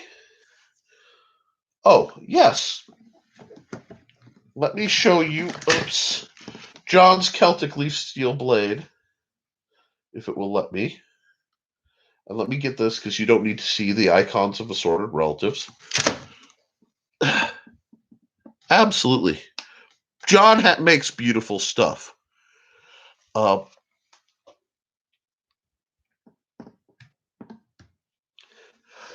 know what? You have a bad. Kay has a bad. Has a bad association with leaf blades. I understand that. For years, even though I studied like the katana, I had people who were very brutally about the katana and other aspects. Oh, God. I'm sorry. Foxy doesn't know. It's funny. You keep saying things, and it's like you are so in our bailiwick. Boy, do I understand that. Our family does what my mom calls speaking dyslexic. That's where we stumble over our words or say something backwards. The running joke is I have nyxlexia. Nyxlexia comes from being dyslexic, dyscalculic, ambidextrous. So left and right get forgotten if I'm not careful. I read things backwards, forwards, and inside out. The hooker shoe. Hawker Sooligans. Wow, you really are speaking my language. Jeez. Do you come from a land down under? But no, see, and that's what we're about, guys. We shouldn't have to be ashamed of adjusting our style, of not being tall or of being tall, of being weak, being strong. Accept who and what you are mechanically and work through it. And if you're working through it, we applaud that, because the success is relative. Okay, we have this idea modernly that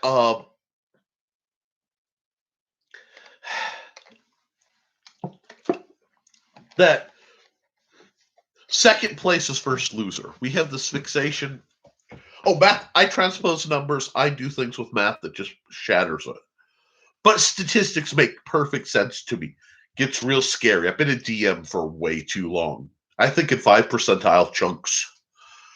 But yes, what boys? This who blocks my sword. Be weird and find your weirdos. Folks, you have found sword weirdos. I mean, like, this is an axe made out of foam board. This is probably one of the most ludicrous things ever conceived. It's because I was making a plastic trainer and I wanted a template because other people wanted a plastic trainer. You are among your people. Strangeness reigns here. It's to be weird is to be privileged. Preach.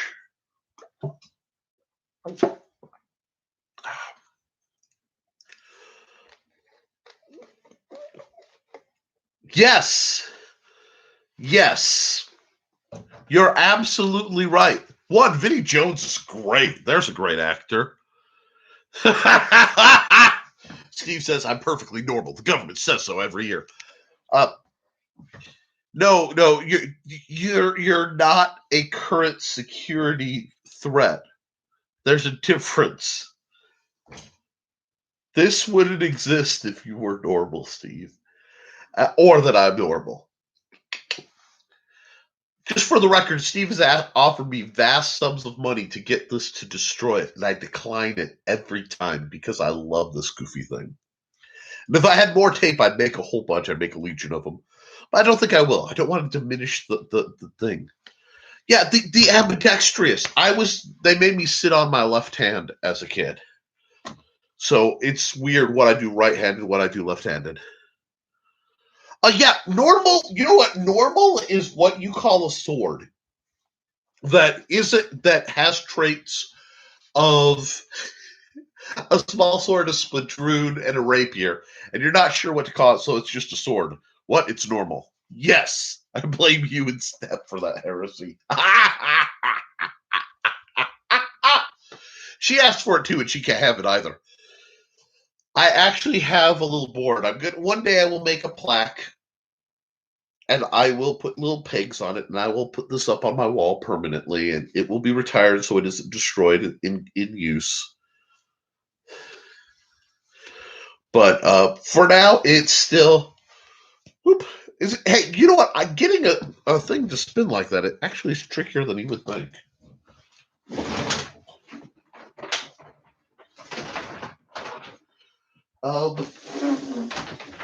Here we go. I thought I had one of them.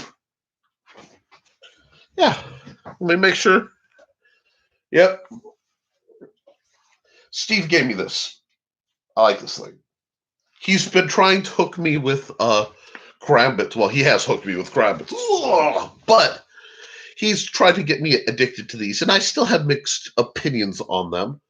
But they also make the best fidget spinners. It's just hard with the brace in my hand to get the spin quite right. I have to be a little more delicate because I don't have any wrist supplication. Still, this is if you're allowing slow for control, that's great. If you're looking for the speed, tunk, tunk, tunk, tunk, tunk.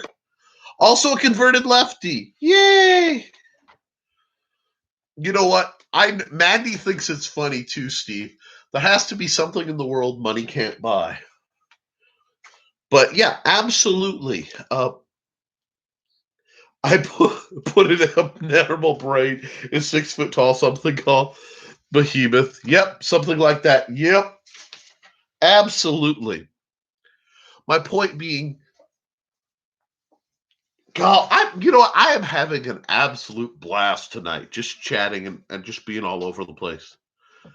No, that is not the best spinner. But it's the only one that won't get me in trouble right now. My mom complained greatly. They let me write with my left. Now I write with both because one day I shut my left in a car door and thought I might need you one day, so you learn or taught my right hand the alphabet. She writes left-handed but shoots bows, sword fights, and a few other things right. Okay. I am mostly left eye dominant. And because I have more damage in my right wrist, I prefer to shoot left-handed. Now I can run either eye, but I prefer to shoot. I also prefer the bow in my left hand because there an off-road skateboarding accident tore the fascia that holds my forearm bones together. So compression against my right hand is not a happy thing, but it being pulled doesn't hurt. So I can rock an 80-pound recurve all just happy as a lamb. At least I could. I don't know what things now. No, I know, Steve. I know. I don't with a pistol anymore. But see, stop teacupping. It's fun. The thing is, you're in the company where everything makes sense. That being said, anything I do, I deliberately train myself to do both-handed. And if I can't do it, I won't. That's why every student I train ends up ambidextrous. We can switch. I actually, on my authorization, almost got dinged when I was authorizing for the SCA because I'm ambidextrous, and I would simply switch hands to get the shot. And they're like, quit showing off. I'm like, I'm not. You're leaving an opening over here. And it's easier to get there than do this. So I do that. And then I do this. Oh, okay. But those were the old days. Not much better now. Oh,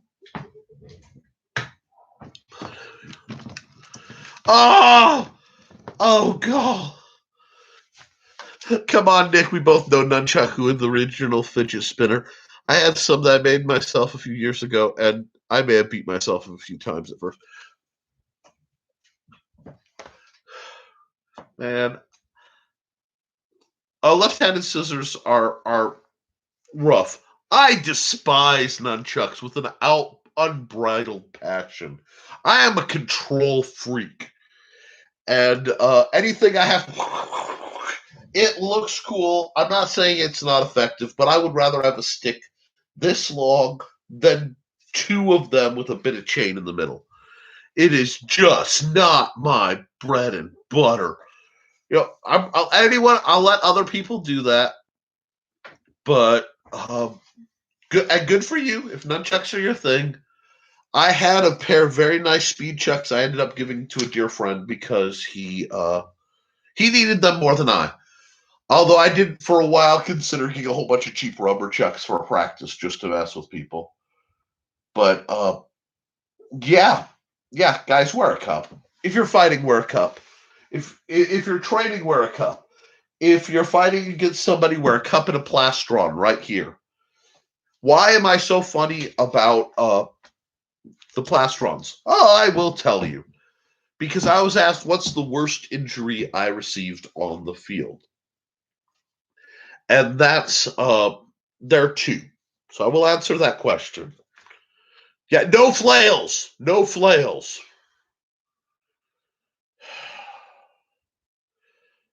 Just no.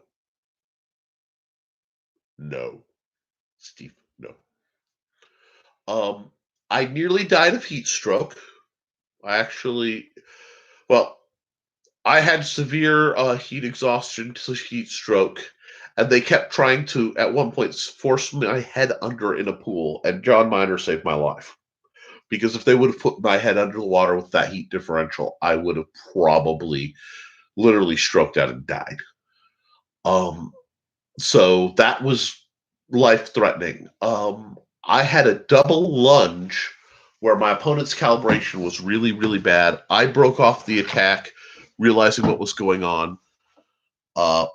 He hit my chest, and it caught in one of my ribs, Schlager, and it ripped 5 of my ribs from my sternum, cracking 3 of them. And it nearly forced one into my lung, but it popped back out. I very easily could have died and didn't even know it. I just thought I was weak, and I kept fighting with 3 cracked ribs and 5 of them torn from my sternum. It was brutal, and it was painful, and it took me a long time to recover. But I didn't know See, I'm not the only person who hates hanging, flailing things that come back to you. Absolutely. I don't trust them. They're treacherous. Treacherous. But yeah, no. People ask me my least favorite weapon family. It would be, yeah. I actually still, I have damage. My X-rays make people nervous. I slammed my left thumb in the door handle. I think it was my left thumb. And pulled it out of a car door without opening the door. I basically turned the bones of my thumb to a Christmas tree when you look at the X-ray. But yeah, I kept fighting through the rest of that practice and chatted. And then I went to work a crank to help my mother-in-law who'd fallen over, and I collapsed and blacked out from the pain. I have an incredibly high pain tolerance, so that we knew it was a bad deal. Went to see the doctor. The doctor put pressure tape to hold things in, asked me, so do you believe in God? I said, well, yes, sir. That makes this easier. You need to go to the ER, because if that's pointed at your lungs, you won't make it there. And I was fortunate. The X-rays came back clear, so I cracked and all torn up, but I'm okay. 3 sections stamp. Oh, if you go to my channel, I don't have many videos, but one is me spinning. You know what? I honestly did not realize you had a channel. I will definitely, put the link up on the Historical Fencing Guild's thing. I will go there, and I'll probably throw the link to that, if you like, onto the gobbledygook at the end of my videos. Because if I can get you more views, and by all means, keep making content. Guys, especially martial artists, especially people with injuries, the world doesn't want to admit we're out there. They don't want to necessarily respect or understand that. And we need to make ourselves known. And we have to set a reasonable... I love Western martial arts, but sort of like in the old days when people thought Kung Fu was like hyper mystical, and people, for a long time, people thought I could take a katana and cut a tank in half with it. I'm not bashing the katana. It's just not magical. It is a bastard sword with a minimal guard with a really great PR campaign. Well, see, that's the thing. Steve says, I've never met a warrior without injuries. And some of us... Well, maybe one thing I encourage everyone to do is record themselves training and then watch it. If you want to share it, do so. I love that, Foxy. I might be crippled, but I'm no pushover. I like to tell people a lot of times I'm the baddest gimp in the room. Because, what we've done is we've taken words like crippled, we've taken gimp, things that could be thrown against us, and turned them into armor. By part of our identity, no one can hurt us like that. And I love it. John, drunken fencing, well, maybe someday when my legs work again, I will do, because I am the one who, contrary to popular belief, I'm the one who developed drunken fencing as a style, and no, I don't actually intoxicate myself. But, come on, it opened to that page and then my hand spazzed. John, I have to find a page in the book.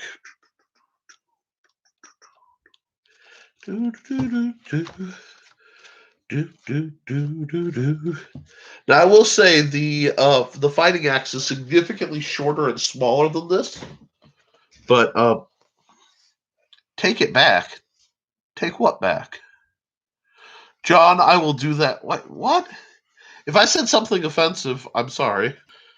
I don't think I did. But take it back. Yes, take the power back. This literally is based on John and I sparring at different points in my life, and it is pretty much to scale. That literally...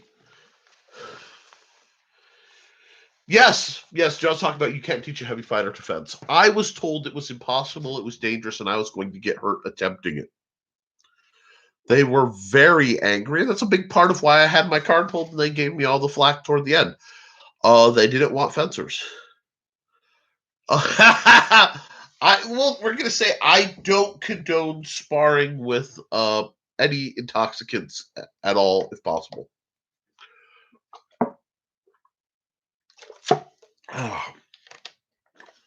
Almost done with that model.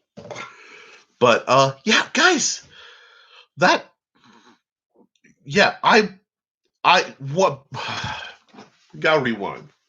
Not long in about 2001.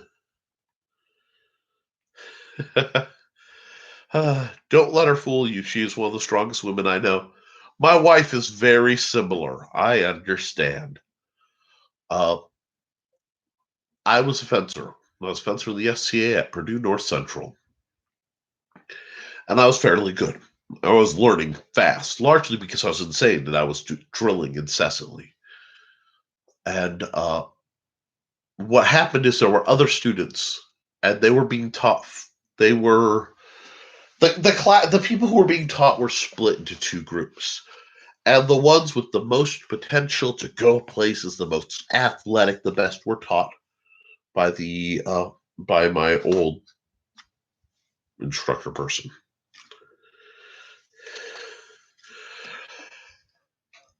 I was given the rest to see if anything could be done with them. And I have taught a legally blind person defense. I've taught handicapped people, overweight people, short people, tall people, people with disabilities, people who were illiterate. I actually sat reading the rules to one of my students because they mechanically couldn't read well enough to understand to pass the SCA authorization.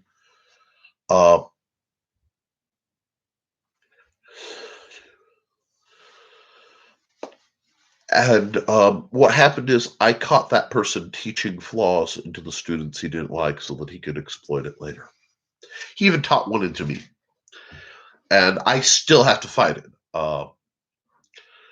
But I vowed I would never do that. And I started working with people, and they do better than anybody imagined because nobody believed in them.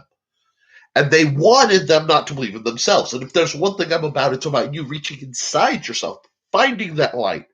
Get it out where I can fan on it a bit. Get that glow, build the light in yourself, and you'll see a whole different world around you. And that's what I do. That's what I'm about. That's where we're coming from. And I started that, and 20 years later, that's what I'm about. That's why I wrote The Simple Sword. It's why I'm writing The Fighting Axe, because it was requested. It's why the unnamed staff spear book will follow it. And because all these are little building blocks, the strong sword will go into these carried over. And that's what I'm doing. I'm building up the ideas so that people can build each other up, build themselves up. You don't have to be a gold medal Olympian to matter. You just have to be better than you were. Foxy says, my father said he was a fencer in college. He taught me, my brother and I, just enough to, kill each other. Yeah, and you have fun with it. And if you want to go into that, I've known some people who went on to be formidable Olympic/collegiate style fencers. I dabbled in Saber way back in the day. Did some épée, did some foil. Just enough to realize I like rapier better. I like to fence in the round. I like to use my terrain. It's why I like wargaming, and I make war games, but I don't like the limitations of chess. I don't like wars of attrition as a thing. It doesn't make sense to me. So that's not something I'm big on. Plus, I find it hard that you can memorize warfare. I'm going to use this gambit, and it's this exact series of moves. That's too confined a set of conflicts. Warball was great. Except for when Ryan Trunk decided to flying tackle me. But yeah, Warball is a wonderful little sport, and that thing is somewhere in the garage where, it's capture the flag with swords, essentially. And I like melee. That's one thing I am very much, and I think John can agree. I do not teach from you learn to duel and then you learn how to melee. I teach if it works in a melee, learn it. If it only works in a duel, it doesn't do you any good melee, so why bother? It's very, very pragmatic. This is why I tend to avoid complex vocabulary. You guys you shouldn't need to learn a foreign language or two or three to learn the basics anyway of how to take a sword and make it go. I have a numbered system. It's in the simple sword. A variant will be in the fighting axe. You can work with that. Everything else is just a variant. Melees are interesting because melees work really well for the people who are very straight oriented to be in and go. For people like you and me, the people who are on a different angle logically, you want to be a harrier. And that's what I found out. A few years ago, I got introduced by Boffer by that same friend I mentioned earlier. My first battle was battle of the day. I took down the best fighter on the field. I wish the group were still around.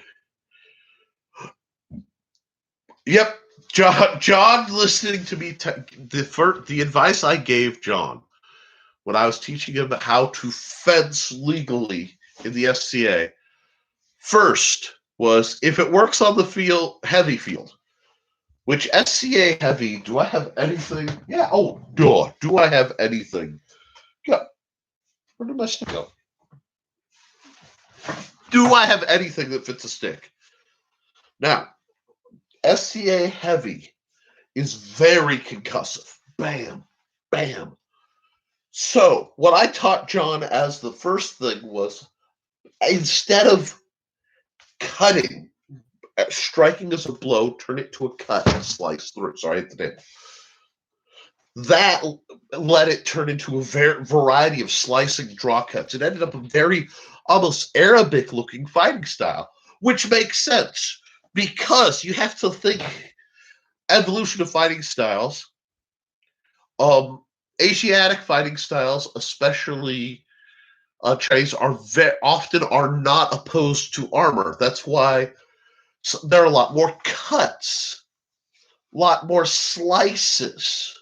Those are much more effective than a chop against an unarmored opponent. It's more fatal. with the European, you get those hammering blows, pow, pow, pow, for power and armor penetration. That works great. Now, when you get in the middle, you end up near your Middle Eastern region. So the fighting styles of there tend to be influenced by both. And that's where you get really interesting things. Yeah, we did capture the flag with essentially two hula hoops and this hold ball. Because I love scenario fighting. We did things like basically capture the commander. Encircle, grab the commander. They would have to surrender. You get them back out. Or escort missions. Get this person through all the way through the list field to the other side in a great big old field. Defensive missions, because it needs to be more than hack people in a straight line for anyone to learn and to think. They never expected much out of short fat gal. See, I love me some short fat gals. I'm not even gonna lie. Defend the injured. That's one of my proudest accomplishments as a sword master is the defend the injured drill. I would dedicate teaching my students that, okay, bam, that person is injured, incapacitated. We need to either escort them out or stop anyone from hurting them. To the point where when we have when we would go to melee groups, and there was a number of us, if one of us got legged or wounded, any other group, if there were reses, they would be like, well, kill them and they'll re-res and come back. Not us, because I think that's cowardly and that's metagaming. If somebody's legged, we formed a wall pivoting on them to defend our own. If they're really injured, we do it. We practiced crowd penetration tactics, which John Miner will love because that's definitely where I got a lot of that.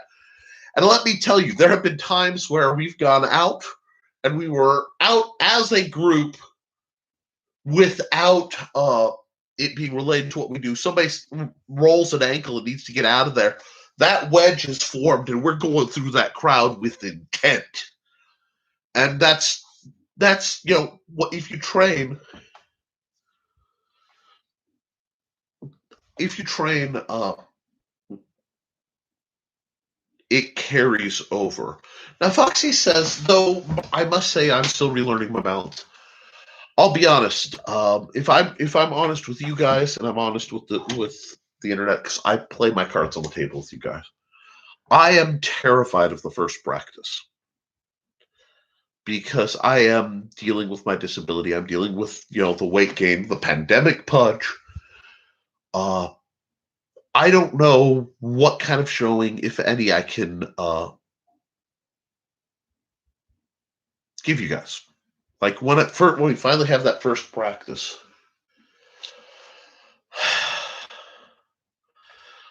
But I'm going to do my best. And if I lose esteem in anyone's eyes, I apologize. I don't want you ever thinking I made it up. So thank you. Steve says small group tactics are the best. Absolutely. I love small group tactics. I don't ever want to be a big line commander. I am not that. I don't want to make the Napoleon mistake. But you give me a good group about skirmish size that I can run, and amazing things can happen. All I need is victory conditions and a group. Okay. Brian says, great show, Nick. Gotta greet Cookie. Much love. Give my love to Cookie. Feed her, don't die. I'm actually 3 minutes late, so thank you.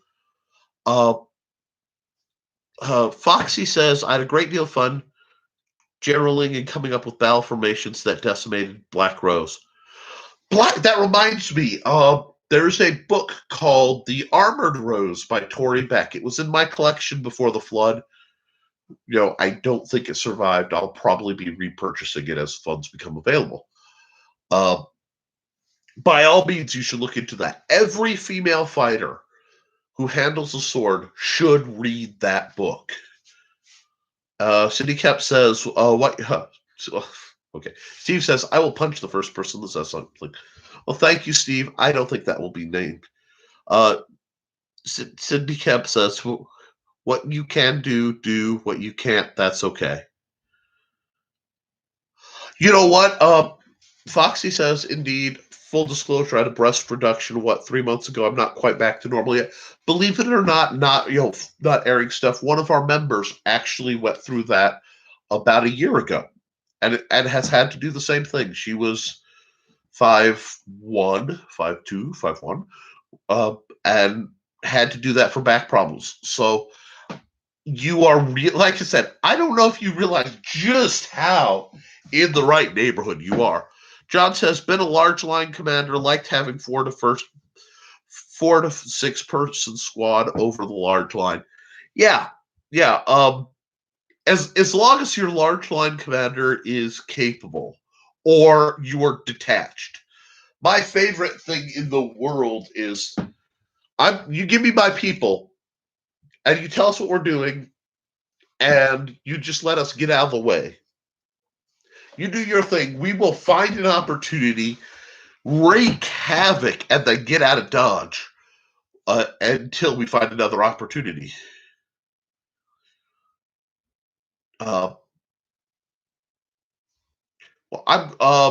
Foxy, I'm glad you're feeling better. It's a sacrifice, and any major surgery, any major body change can come with a burden of obviously physical changes and mental identity issues. It's very complex, and I'm glad you went through it. I'm glad it's beneficial.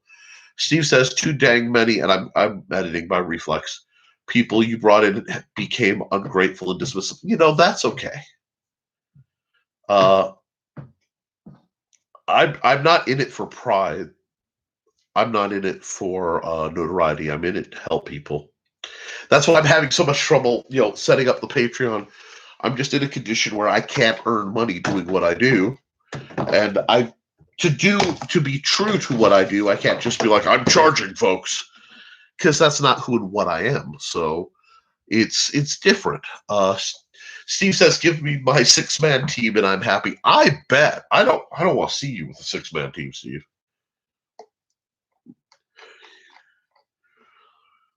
Oh wow! I'm glad the recovery went well. Yeah. When you yeah, and I do. That's one thing I encourage. When I'm working with people, I encourage. We do things like two-head giant, where it's 2 people but 1 life. Sometimes one has a sword, one has a shield, to get them to work together. We've done Greek weddings. Both Greek wedding is a type of duel where you have a dagger and you are tied at your offhand wrist is tied. We've done 3-man melee groups. I encourage that. We switch out members. We switch out weapon styles to teach at least small group dynamics, movement, finding your strengths. And by rotating the people around, you find who's really good with what. And a lot of times, because at our bigger practices, we would have 12 or 20 people. And that gives me a really good, I can split the line, and either I can command and participate, but usually I just end up marshaling, watching, telling people how to fight, catching safety issues, giving encouragement. One fun thing is have 2 commanders who can't fight, but have to give commands separate from the bout. Fox and Hound drills. Now we're getting to my bread and butter. I loved when I was mobile fighting Fox and Hound. They have 2 weapons. You have 1. 2 people, 2 weapons. You've got a single sword, or you've got sword and dagger, and they both got 2 case of rapiers, or there's 3 of them. I was all about give me a medium list field at a group like that, and I'm better than if I'm on single. Don't know why. It's just a mental switch. Very rarely when I'm fighting one-on-one do I really feel, I don't know, motivated, engaged. But yes, that's a real valid method of exchange. It's a great way to fight. It's a great way to get things done.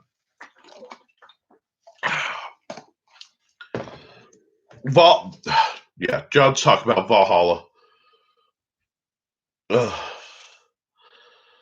Valhalla's Circle of Death is a simple concept. Just about every person we fought back then had 2 weapons and we had 1. Of course, they had no skill, just left.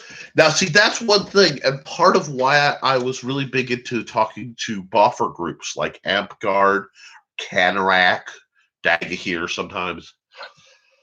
They didn't train, and certain groups, like for example, if you were to try to join Arma, you sign a contract that says you will not train people outside of Arma any techniques you learn inside of Arma, which is why I'm not an Arma member.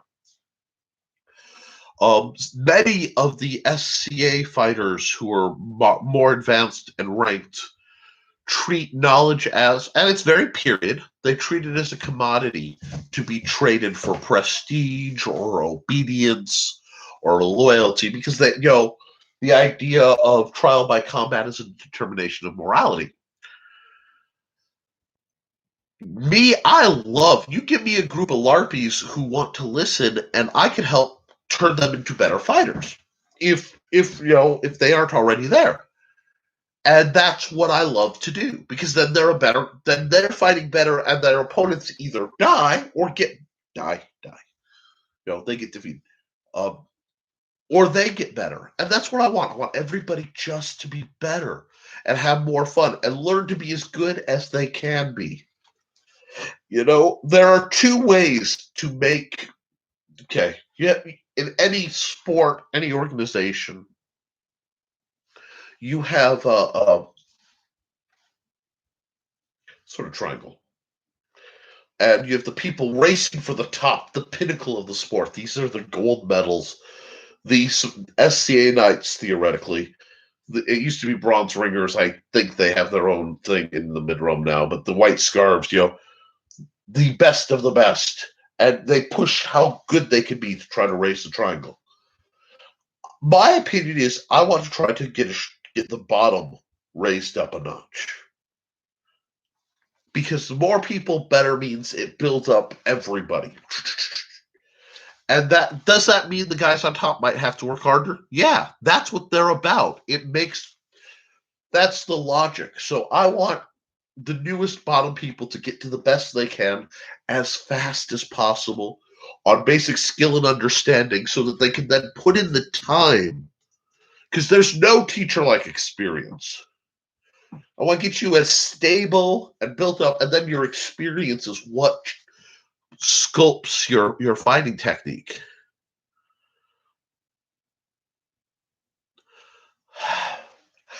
Okay, Cindy Kemp says, just before I left the SCA, I was told if I ever wanted to rank in the light fighting ranks, I had to leave my friends and start playing specific people they would list for me.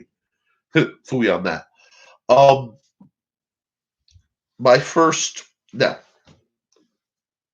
Dennis Yakis was my first swordmaster. He's the person I learned fencing from. The gentleman on campus who I trained under before I met Dennis is a different entity. I don't ever want that crossed. I had differences with Dennis / Aiden McDougall. That's a whole different thing. But that's the guy who started me. I don't even like saying his name because he doesn't deserve to be named. He doesn't deserve the notoriety. Most of you know I'm married, and most of you know I've been married for 20 years. Going on. We've been together 20 years, but we're going on being married, actually 20 years soon.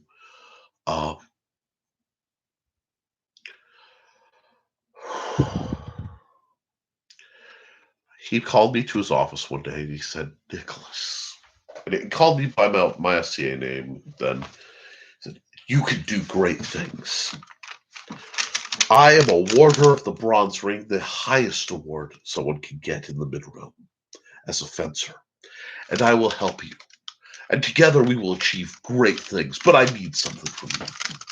Like, what's up? I need you to ditch that supersized fighter chick you're dating. Pardon me? Get rid of... She's bogging you down and she's association. Just get rid of her. Dude! And see, like... I've actually referred to this as my ghetto button. Dude stepped up and wanted me to get rid of my fiance for SCA crud.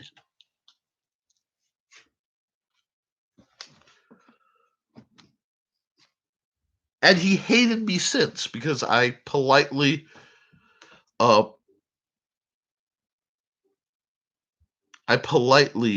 declined. And at the time I was I was civil because I was a very angry person. And I took up the sword not to gain power. Well, kinda. I originally took up the sword in part as a never again. I never wanted to feel as powerless and weak and defenseless as I was during the battle days beforehand. And then I didn't realize I never wanted anyone else to feel that way. But it also, I was at one point a very angry person. Carried a lot of rage, very, very angry. And I needed a place to put that. And I need to put it somewhere positive. So I started fencing because at the time,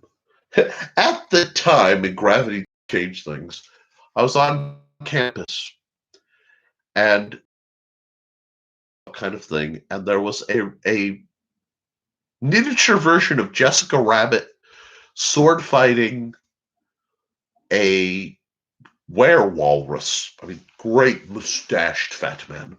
And that naturally, as a single unattached man, got my attention. So I signed up, and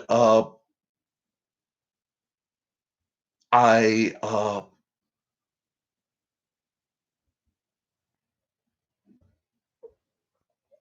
walked in, and I'll never forget because I walked in with a friend of mine who turned out to be problematic in and of himself. And we walked in, got called a couple months later. They lost my number, and this beautiful brunette girl was sitting in the middle of the table. And it's funny because the redhead had come in part because, we get hot chick in college. Just stopped mattering. Everything stopped mattering. I looked at her and this gong of doom, just utter finality rang through my head. And my buddy looks at me and goes, "Hey, you okay? What's up?" And I'm like, "You see that brunette in the middle over there?" "Yeah." "I think I'm going to spend the rest of my life with her. I hope she's nice." And he looks at me and he goes, "That she's not really your type. She's more my type." And I'm not one for bravado. I never have been. I mean, I have this face. There's no reason to boast. But I looked at him and I said, "You can try." And it came out of like here. And, 20 years later, I'm pretty sure she's nice. And, we have a kid and it's beautiful. But love at first sight does actually happen sometimes. But yeah, let's see. Shoo. I left FCA. I wasn't leader of the group, but I came up with a good portion of the training we did. Bull ring, echo game, one-on-one drills were my idea of good master pull. So, don't tell me who my friends are. That's not nice. He who shall not be named. Yeah, John knows. Fox says the echo game was fun. Steve, still disappointed you didn't take me up on my offer. If I ever need a favor from you, Steve, of that level, I'm going to cash it in for something important. Yeesh. Maybe we can use that again when you are feeling up to more esoteric training. The Echo game. Are you referring to the Echo game? And I'd love to know what that is.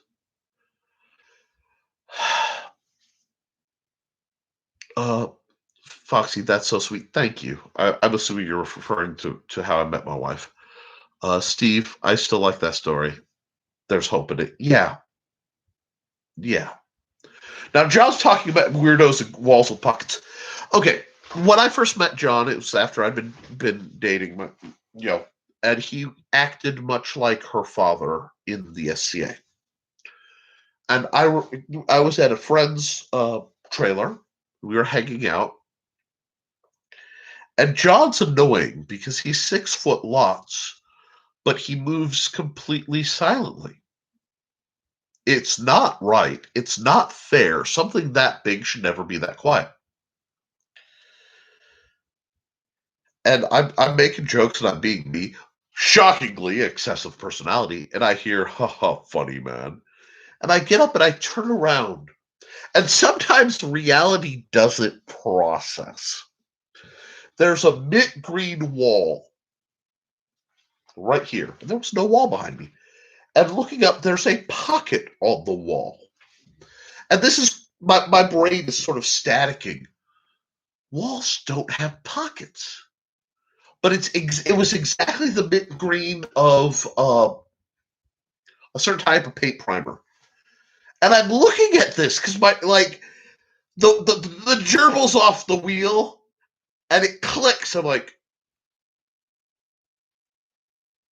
and I look up and there's John looking down. Big billowy beard.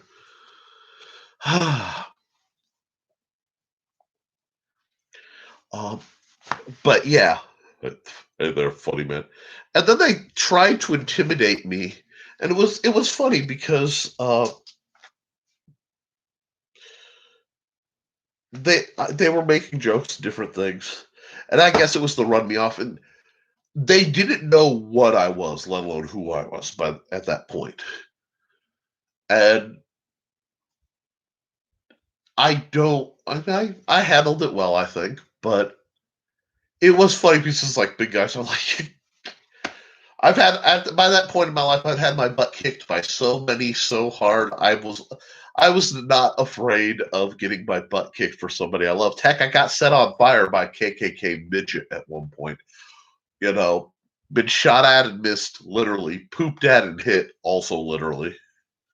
What are your intentions with me, daughter? I knocked her up, John. That was my intentions. We're married, knocked her up. It's been 20 years. Anyway, that's terrible. I should. Echo comes from the house flying blind someone. Oh, and then go around and hit various surfaces blindfolded. One must the blindfolded. Oh, okay. I'm sorry. We just occasionally did blindfolded sparring matches. I've done bell training where you have one bell that sits center of somebody's chest clipped on and one at the tip of the sword. And we developed that for teaching blind students. I gave them the last student I trained, I gave the bells to so that you could take with them. But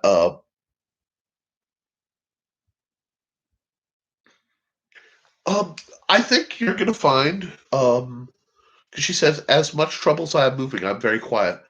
When you have injured yourself a lot, but there's a secret. Very few people have poor balance. They think they're klutzy.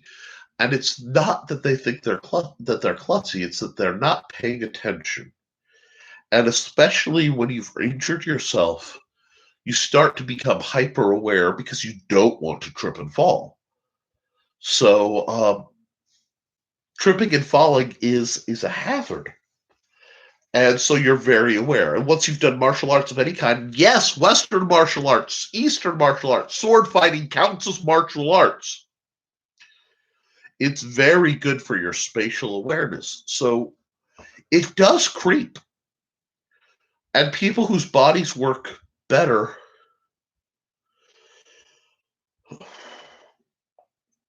yes, and there is a proximity sense that people have. They call it a sixth sense, and it's not.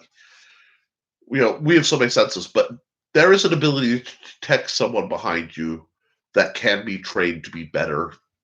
You can detect changes in intent. It gets all very esoteric. Ironically, Nickelodeon's The Ninja Turtles, the CGI one, not this latest ugly one, but actually featured some good breakdown on that. It might be my favorite version of Splinter, but you can develop all those senses. And if you've ever been hunted in real life, if you've had people suddenly decide to attack you, you start to develop a way of perceiving that. I can't quite explain it real well, which is why it's not something I overtly try to teach usually. But it is definitely very much a real thing. And what I found was I borrowed a lot of gear. I had a lot of poor fitting gear, and I had very long hair. Laugh. It was college. You're allowed long hair. It would cover my eyes a lot. So I fought several fencing bouts on a regular where the hood that I wore under my mask would slide down between that and my hair and partially or totally obscure my eyes. And if you do that enough,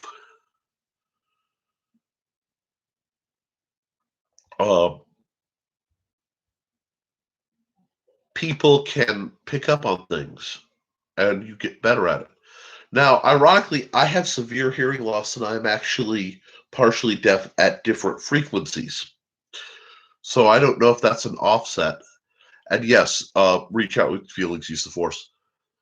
I clear the mind center and feel the power deep within. Anyway, But yes, spatial awareness and field awareness. 5 stupid keyboard. Don't worry about that. You're fine. Yeah. Well, Heisenberg uncertainty principle, the observer effect. There are a lot of harder to explain things, not because they're mystical, but because we don't have the right words. But yeah, paying attention and little things like what Steve's talking about, feeling enemy side on you, and just years of listening to that has earned me a reputation in some circles as being psychic or metaphysically inclined. And I don't think of myself that way, but it's complicated. I do believe that most combat, most stuff is built on paying attention. Huge gaps are on control cryptid. I'm not a cryptid. Huge gaps of development and stuff are simply repetition, paying attention, and perceiving both what you do and what others do. It will change. Sometimes I feel like somebody's watching me. My mother has a lot of same issues, so I learned to pay attention from her. Primal awareness is, and all people diminish from lack of use. I think we're conditioned not to. Think about how many things it is to teach us not to react properly when scared. All these systems of things that jump out, but don't punch them. Foxy says, Cindy, just because you think everyone's out to get you doesn't mean you're wrong. Paranoia, in the words of Laurel K. Hamilton in her Anita Blake series, which I adore, at least the earlier parts of, paranoia is another word for longevity. And that has been one of my maxims for a very long time. And it's like people who ride with me in a car have learned, if I pull over and like, I'm getting a Subway at this gas station, we're not going any farther, there's a good reason. Traffic patterns are something you can watch. And if it feels right, you just get out. I've been known to leave places before they are robbed, get off the road before wrecks, and it's just paying attention. And there's a pattern and there's a sense of dramatic, it sounds stupid, but it's like dramatic appropriateness. Like pulling out a Walmart parking lot, realize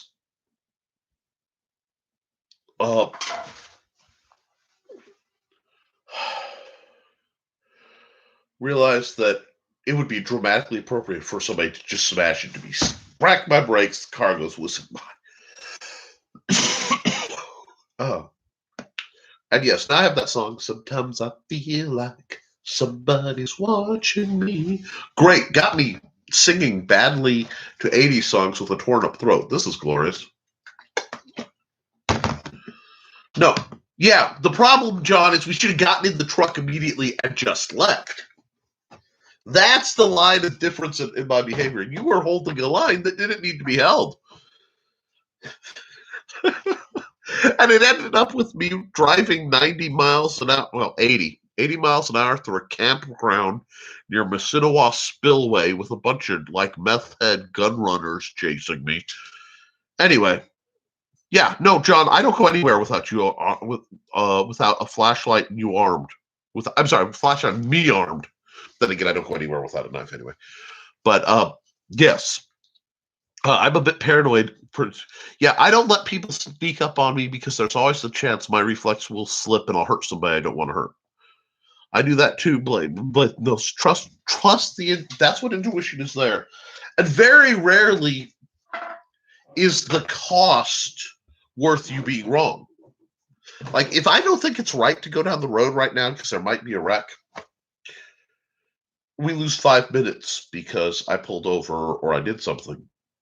Now, sometimes when my wife's seen it enough, there's a wreck right there. Sometimes there isn't, but there would have been. Sometimes you don't know. Who goes anywhere without a light and weapons? I don't know. Not me. My EDC is a light. I prefer to go with a light, fire, a compass, light, fire, compass, knife. And I have to think of the knife because literally this is the first thing I put on in the morning. I have a hook beside my bed. My glasses hang up on it. And over the hook goes my neck knife, just like this. And it hangs on the wall where I can see it and reach it easy, even in the dark. So the first thing that comes on, my neck knife goes on. My glasses come on. I make sure my machine is off, and I go. Yeah, I can't. What's with the dots, Steve? You looking to give me donations? I accept all donations. You know that. You've made donations. I love a couple of them. But I don't talk about them because, yeah. We won't be political. Your purse can count as a weapon if it's sturdy enough and you practice to flail. If not, we can arrange any number of wonderful contents that can double to make sure you're armed at all times. I'm a big fan of expandable batons. A little off topic, but you and the missus could have an hour-long conversation about your ghost hunting days. She loves those shows. Well, this is an off-topic rampancy episode, which I do randomly. So yeah, I can talk a little bit. I don't like talking about that thing is hefty. Yeah. Some story I knew, a lady had a little piece of slate in the bottom of her purse so that she could just people who did wrong by her. Steve, your EDC is enough to make John McClane feel comfortable on his Nakatomi Plaza walks. And yes, hidden weapons can be developed, donated, arrangements can happen. But yes, I did. Well, it's OTR, so I guess I can talk about it without feeling too bad. I was involved in a certain style of paranormal investigation. Usually it was more directed towards first debunking, if at all possible, then negating through any means necessary. I wasn't one of those people usually waving the camera around trying to get evidence. I don't need evidence of the paranormal. I'd only need evidence if I was not intimately acquainted with the subject, and I am.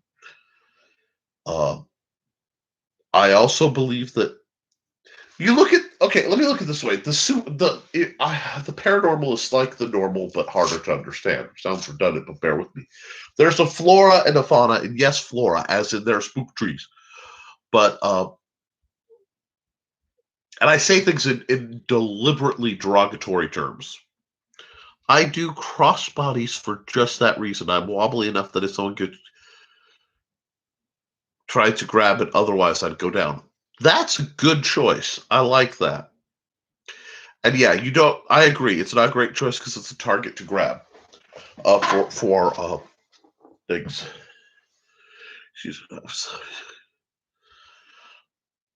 Well, weapons versus tools, and if you're wobbly, now it's expensive, but I will recommend one of these.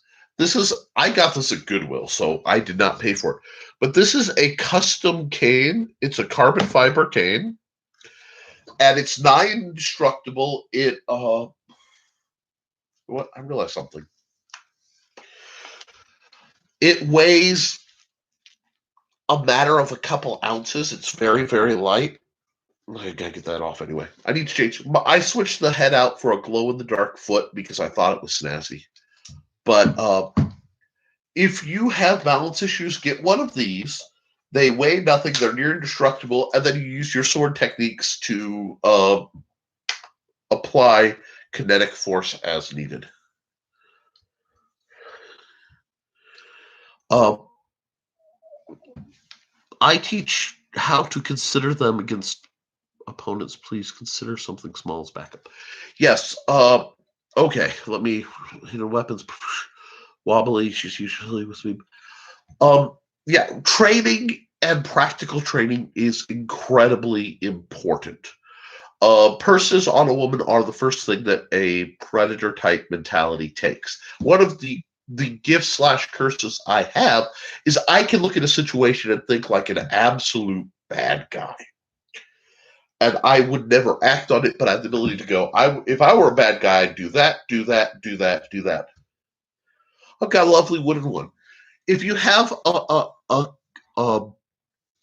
cane and it's solid, and yeah, then drill with it. One thing I tell people is you train with what you use what you train with.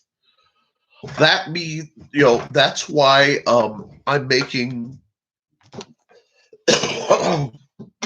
different trainers like this. And it's been a while since I pulled out knifing. I made this a while ago, and of all the fancy trainers I've made swords, this is probably my favorite. It's not perfect. It's a very rough little trainer. But what this is a kitchen knife trainer. Because it's a surprisingly accurate rendition of any basic kitchen knife. Because there are so many people I know who you hear a bump in the middle of the night, and if you make it to your kitchen unengaged, you pull a knife out of the block and you go looking for trouble. Do you have any idea how to make that go offensively? I've yet to find a company that's making good kitchen knife trainers. Because now, I know exactly how to get one of these. Realize I can poke with. Absolutely. Now, I carry this literally everywhere I go. Is it a weapon? Yes. Will I use it as a weapon? I could, but I'd far rather not, because with a cane, if I have to use a cane as a weapon, one, it's versatile. Put the head up, it becomes a battle axe. All the strikes, retention is good. I can sword this sort of thing for days. Short cane, spear, the works. I love a good cane. But if I use a knife, and it's my only option, I'm more likely to kill somebody. Because especially small knife techniques aren't going to do a lot of surface draws. You're going to do a couple stabs or cuts in places targeted to be the most fatal or permanently maiming, debilitating. There's no effing around at that range. I'm fairly short as a guy, and I'm not as stable as was. I can't get into a boxing brawling match, but I don't want to kill anybody. So I always try to find mitigating options, even against those who would do me harm. I know that's kind of crazy. I don't push my religion very often, but I do consider myself a Christian, and part of it is to do unto others as you'd have done unto you. So I try not to hurt anybody any worse than I absolutely have to, even in the case of self-defense. Shin strikes right down on the toes. Most people don't use steel toe boots. I really wish we would have recorded the match with you and Dude. I really wish we would have recorded the match with you and Al. Or you and Sword Sage.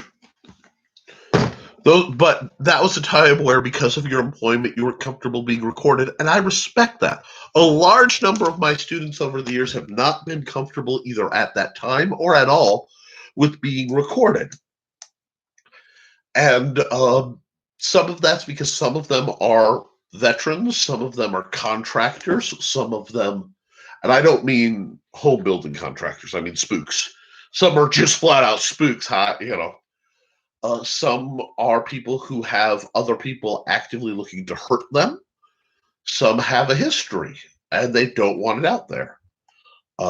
So I respect that. That's, even if it means some of my content never gets to see the light of day, I'm respectable. And that way, if I don't have a file, I can't accidentally publish it. So we have that. And some people who didn't want to be filmed have grown to be willing to be. And I'm really happy because that means at least one of the female fighters I have, when things get started, will be able to be on camera so that she can use that as a training tool, and so that it can be inspiration for some of you shorter people to fight. We really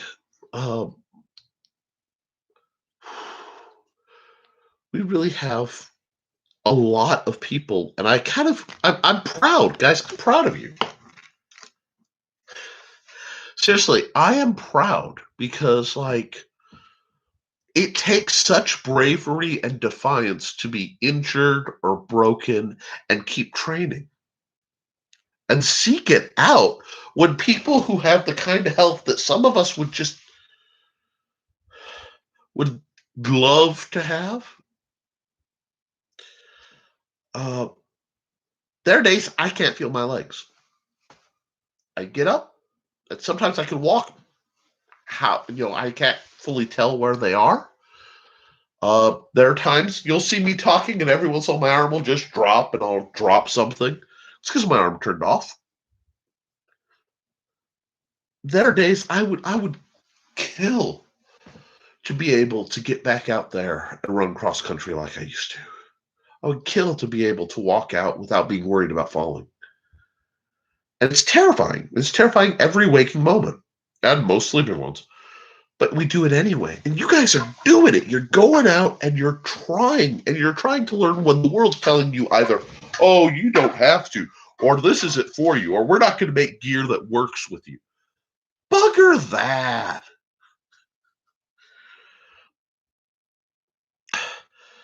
You're trying and you're getting better, and it's heroic, folks. It really is. I am truly impressed by the people out there who are doing what they can with what they got. And yeah, I'm an old Tremors fan, and if that's cliche, I'll accept that too. But you guys are awesome. And that's why I'm writing my books. It's why every week I get on here and I do these videos, and when it's safe to spar, I'll spar. Because that's what we're about, folks. And if they have to roll... Thank you. Steve says you've brought in some amazing folks. I try. And I think the message resonates with the right people. If people are healthy and they want to train with me, I will be happy to help them and train with them and do whatever. But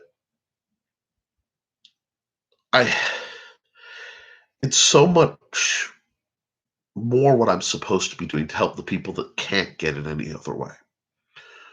And as long as people are civil, I'll train them. As long as they put effort and try.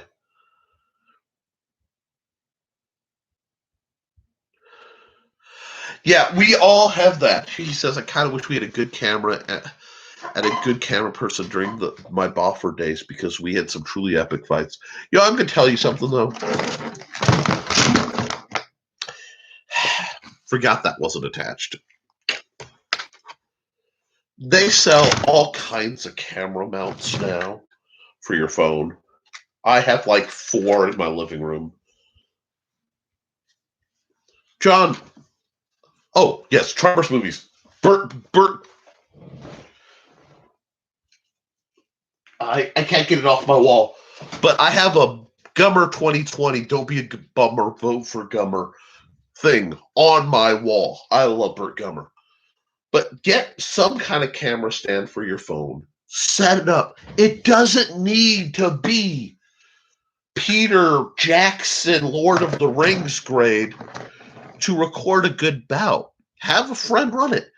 Don't see, the problem is people, and it's the same trap. The idea that if it's not high grade and perfect, it doesn't have value. And that is not what the trick is. That's not the truth. We're doing, with everything else, we're doing the best we can with what we got. Do the best you can with what you got. If other people don't appreciate it, that's fine.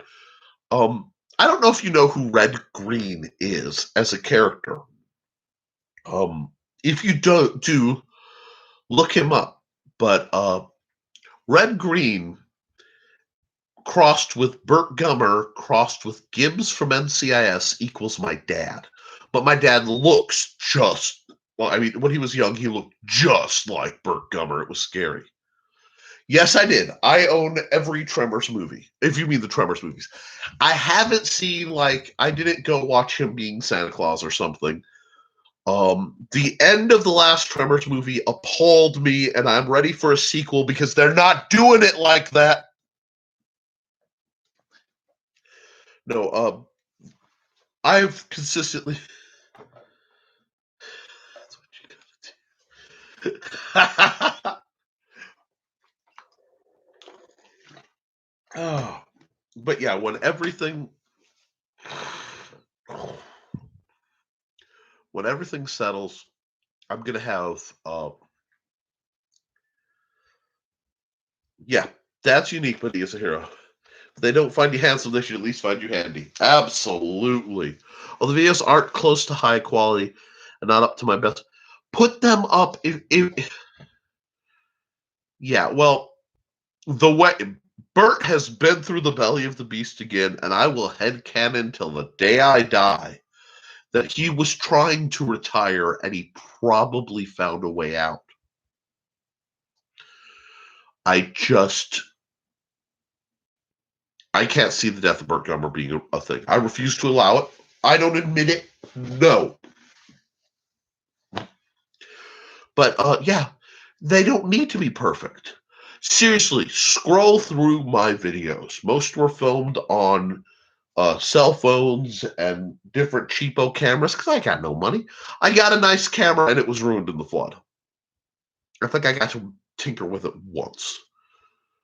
Yes, Steve, we need to do the Secret Chef videos. And some of you don't know what those are, and that's okay. You will, and it will be worth it. When the world restabilizes, there will come a day where my Fridays are probably practices. And that means either live stuff will come after practice, or I will move either live or practice to another day of the week. We haven't quite figured all that out yet because I moved 100 miles before all this came in. We were having logistic problems. But we're going to find a way to keep the entertainment coming and the sparring coming. And between now and then, as the temperature comes up, because those of you who have the kinds of injuries that many of us have, winter is a lockdown. The joints don't work. Things don't work. I am flying you down to it. I am flying you down to do at least one at the studio. We'll figure something out, Steve. Road trip to Nick's. That's going to happen. I intend to have some kind of all-day practice, big thing, especially when I get the list field up. That way, you guys, because I do think it would be hilarious for some of you folks to see me. Hopefully there'll be less of me between John and Steve, just to see what I've had to put up with all these years. And remember, in the time I've known John, I actually grew 3 inches. Yeah. Steve says my family deserves a vacation. Yeah. Better days are coming. I don't focus on the negative, folks, even though it's really, really tempting sometimes. But the people here survived 2020. And that's part of it is, I think now we're done. Because if you pay attention, 2020 started very much on a lunar New Year is when it started to get zany. So I really wasn't thinking it was done till the next lunar New Year. So it's a year of the ox in the Chinese systems. Now it feels to me like a different year. Spring is sprung or is spronging. There's a little bit of hope in the air. My lovely wife was actually this is guess my lovely wife was actually the one filming the variety show video I posted when Cindy was talking about the fan form. Cool. Okay. Yeah, the fan form's fun. If you pay attention to EMI forms, EMEI, that's your piercers, some of the fans. Yeah, see, I have several tripods, a couple that were donated to me by actually Steve Clausen. A very nice tripod that I have a phone adapter on, and most of the guild videos have been shot on a cell phone. It doesn't need to be hyper complicated. The technology we carry around every day is vastly superior to things we had in the past.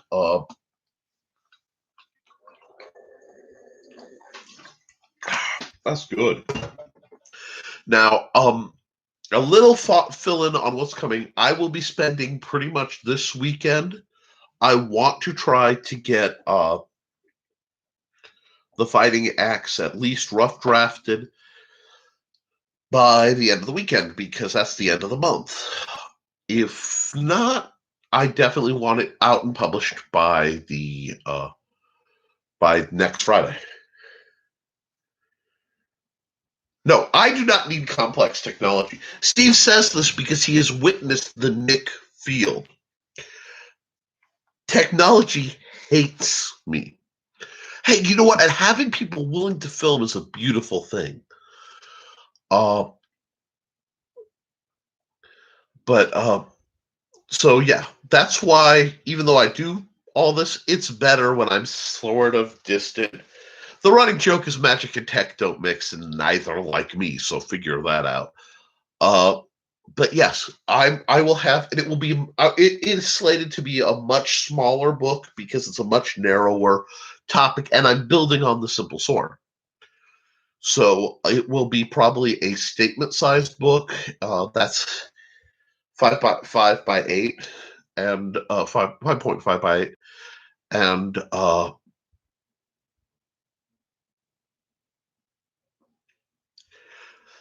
we're in the 20 some odd, 30 some odd pages. So right now it's very small. But the Fighting Axe, that's without any illustrations, and I still have a lot of details to go into it. So it will expand. And all my patrons' names are in it. Also, she also filmed what I call Plastic Death Day a few years ago. Me and my brother destroying milk bottles on film. Oh, that's terrible. But yeah, film stuff, film cutting videos, film what you love, put it out there, and then broadcast. I would love to financially support people more than I do, and but right now I'm a primary caregiver for my son, which I hate the people who hide behind their kids, but that is my primary occupation, is taking care of my son. I'm a part-time librarian, very, very part, and I write books and I do videos and I do this, trying to build folks up. So I do, like, there aren't words for how much I appreciate my patrons, because everything comes out of pocket. That's what all the trainers, unless they're donated by somebody like Steve or you guys. When I make stuff, it's out of pocket, and I do it on a minuscule budget, which is good. I love it because that helps, but it's limited and it's challenging, and any help I can get these days, it really does mean the universe to me, because it lets me do this. And a huge part of why I do these videos, why I write my books, it's not about me. I'm not that important, guys. But the work of building people up, of sharing the knowledge that I've gained, and encouraging you guys to have yours, is it's so crucial. And I know that If I stepped out and I got hit by a seed truck, just splattered all over the street in front of my house, people would still be able to learn. People would still be able to buy the simple sword and read from it and get it, you know, in a plain English, not complex, logical, this to this to this way, and how to adapt it, you know, size, whatever.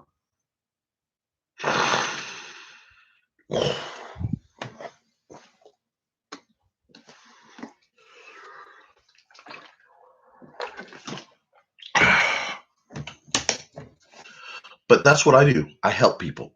I build them up, and that's what's important. Everyone is important to someone. If you weren't important to us, we would. Thank you. Thank you. I forget that a lot. I look at it like the work for me is more important than the worker. And this is how I serve. This is how I help people. It's something I can do. And I'm really grateful for those helping me. And, well, yeah, because we're already, guys, we're almost 3 hours into this broadcast of my usually about 2-hour YouTube show. And as you can hear, my voice is starting to cut out. So I think I'm going to wind down, if you don't mind. I would stay up chatting with you guys all night, but this can be a lot. So I'm going to say thank you to my Patreon patrons.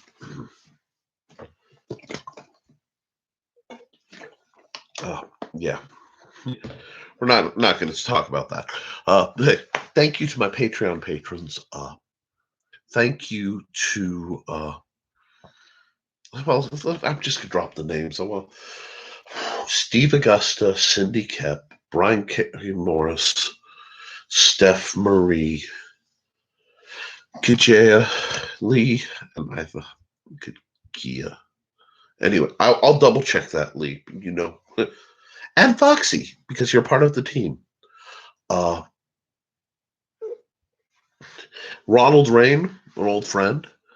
I want to thank you guys all for your support. I want to thank Steve Clausen for, you know, everything he does. John Miner, Swakhammer Metals for everything he does. Folks, if you like what I'm talking about, you want the first book, Volume 1, The Simple Sword. I really believe it can help you if you want to expand your sword fighting journey. The next week at some point, I'm a little delayed because I'm actually running like a bit of a fever right now. The Fighting Axe will be out. It'll be a small book, so I will try to keep it as cheap as Amazon lets me. And so next week I'll be talking about that and a few other things.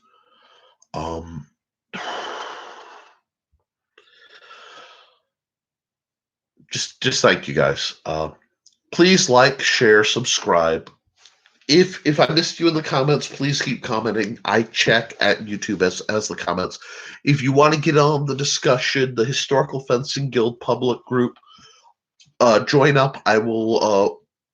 The only people I don't approve are people who don't have any background or are very obviously bots. So, hey, that's okay. Guys, I appreciate that, and I record every week. If there, you know what, I'm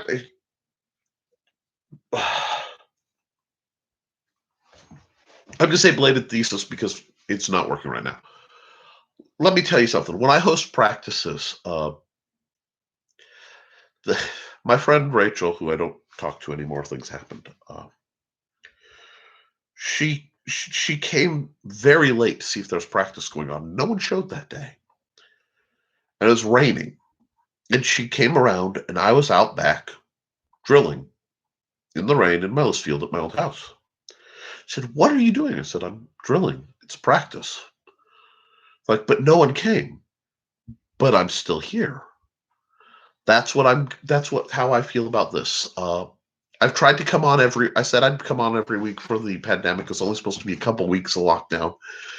I think I may have missed Christmas Eve, but or Christmas Day. I think I hopped on briefly. Enough that after 2020 I reset the side things, but as long as this is going on and I'm able, I'll be here for you guys to have something to look forward to chat about, maybe educate a bit. And so thank you. Thank you for your time. Thank you for your service. Be kind to yourselves. Keep your guard up, drill. And folks, as always, support your local sword master.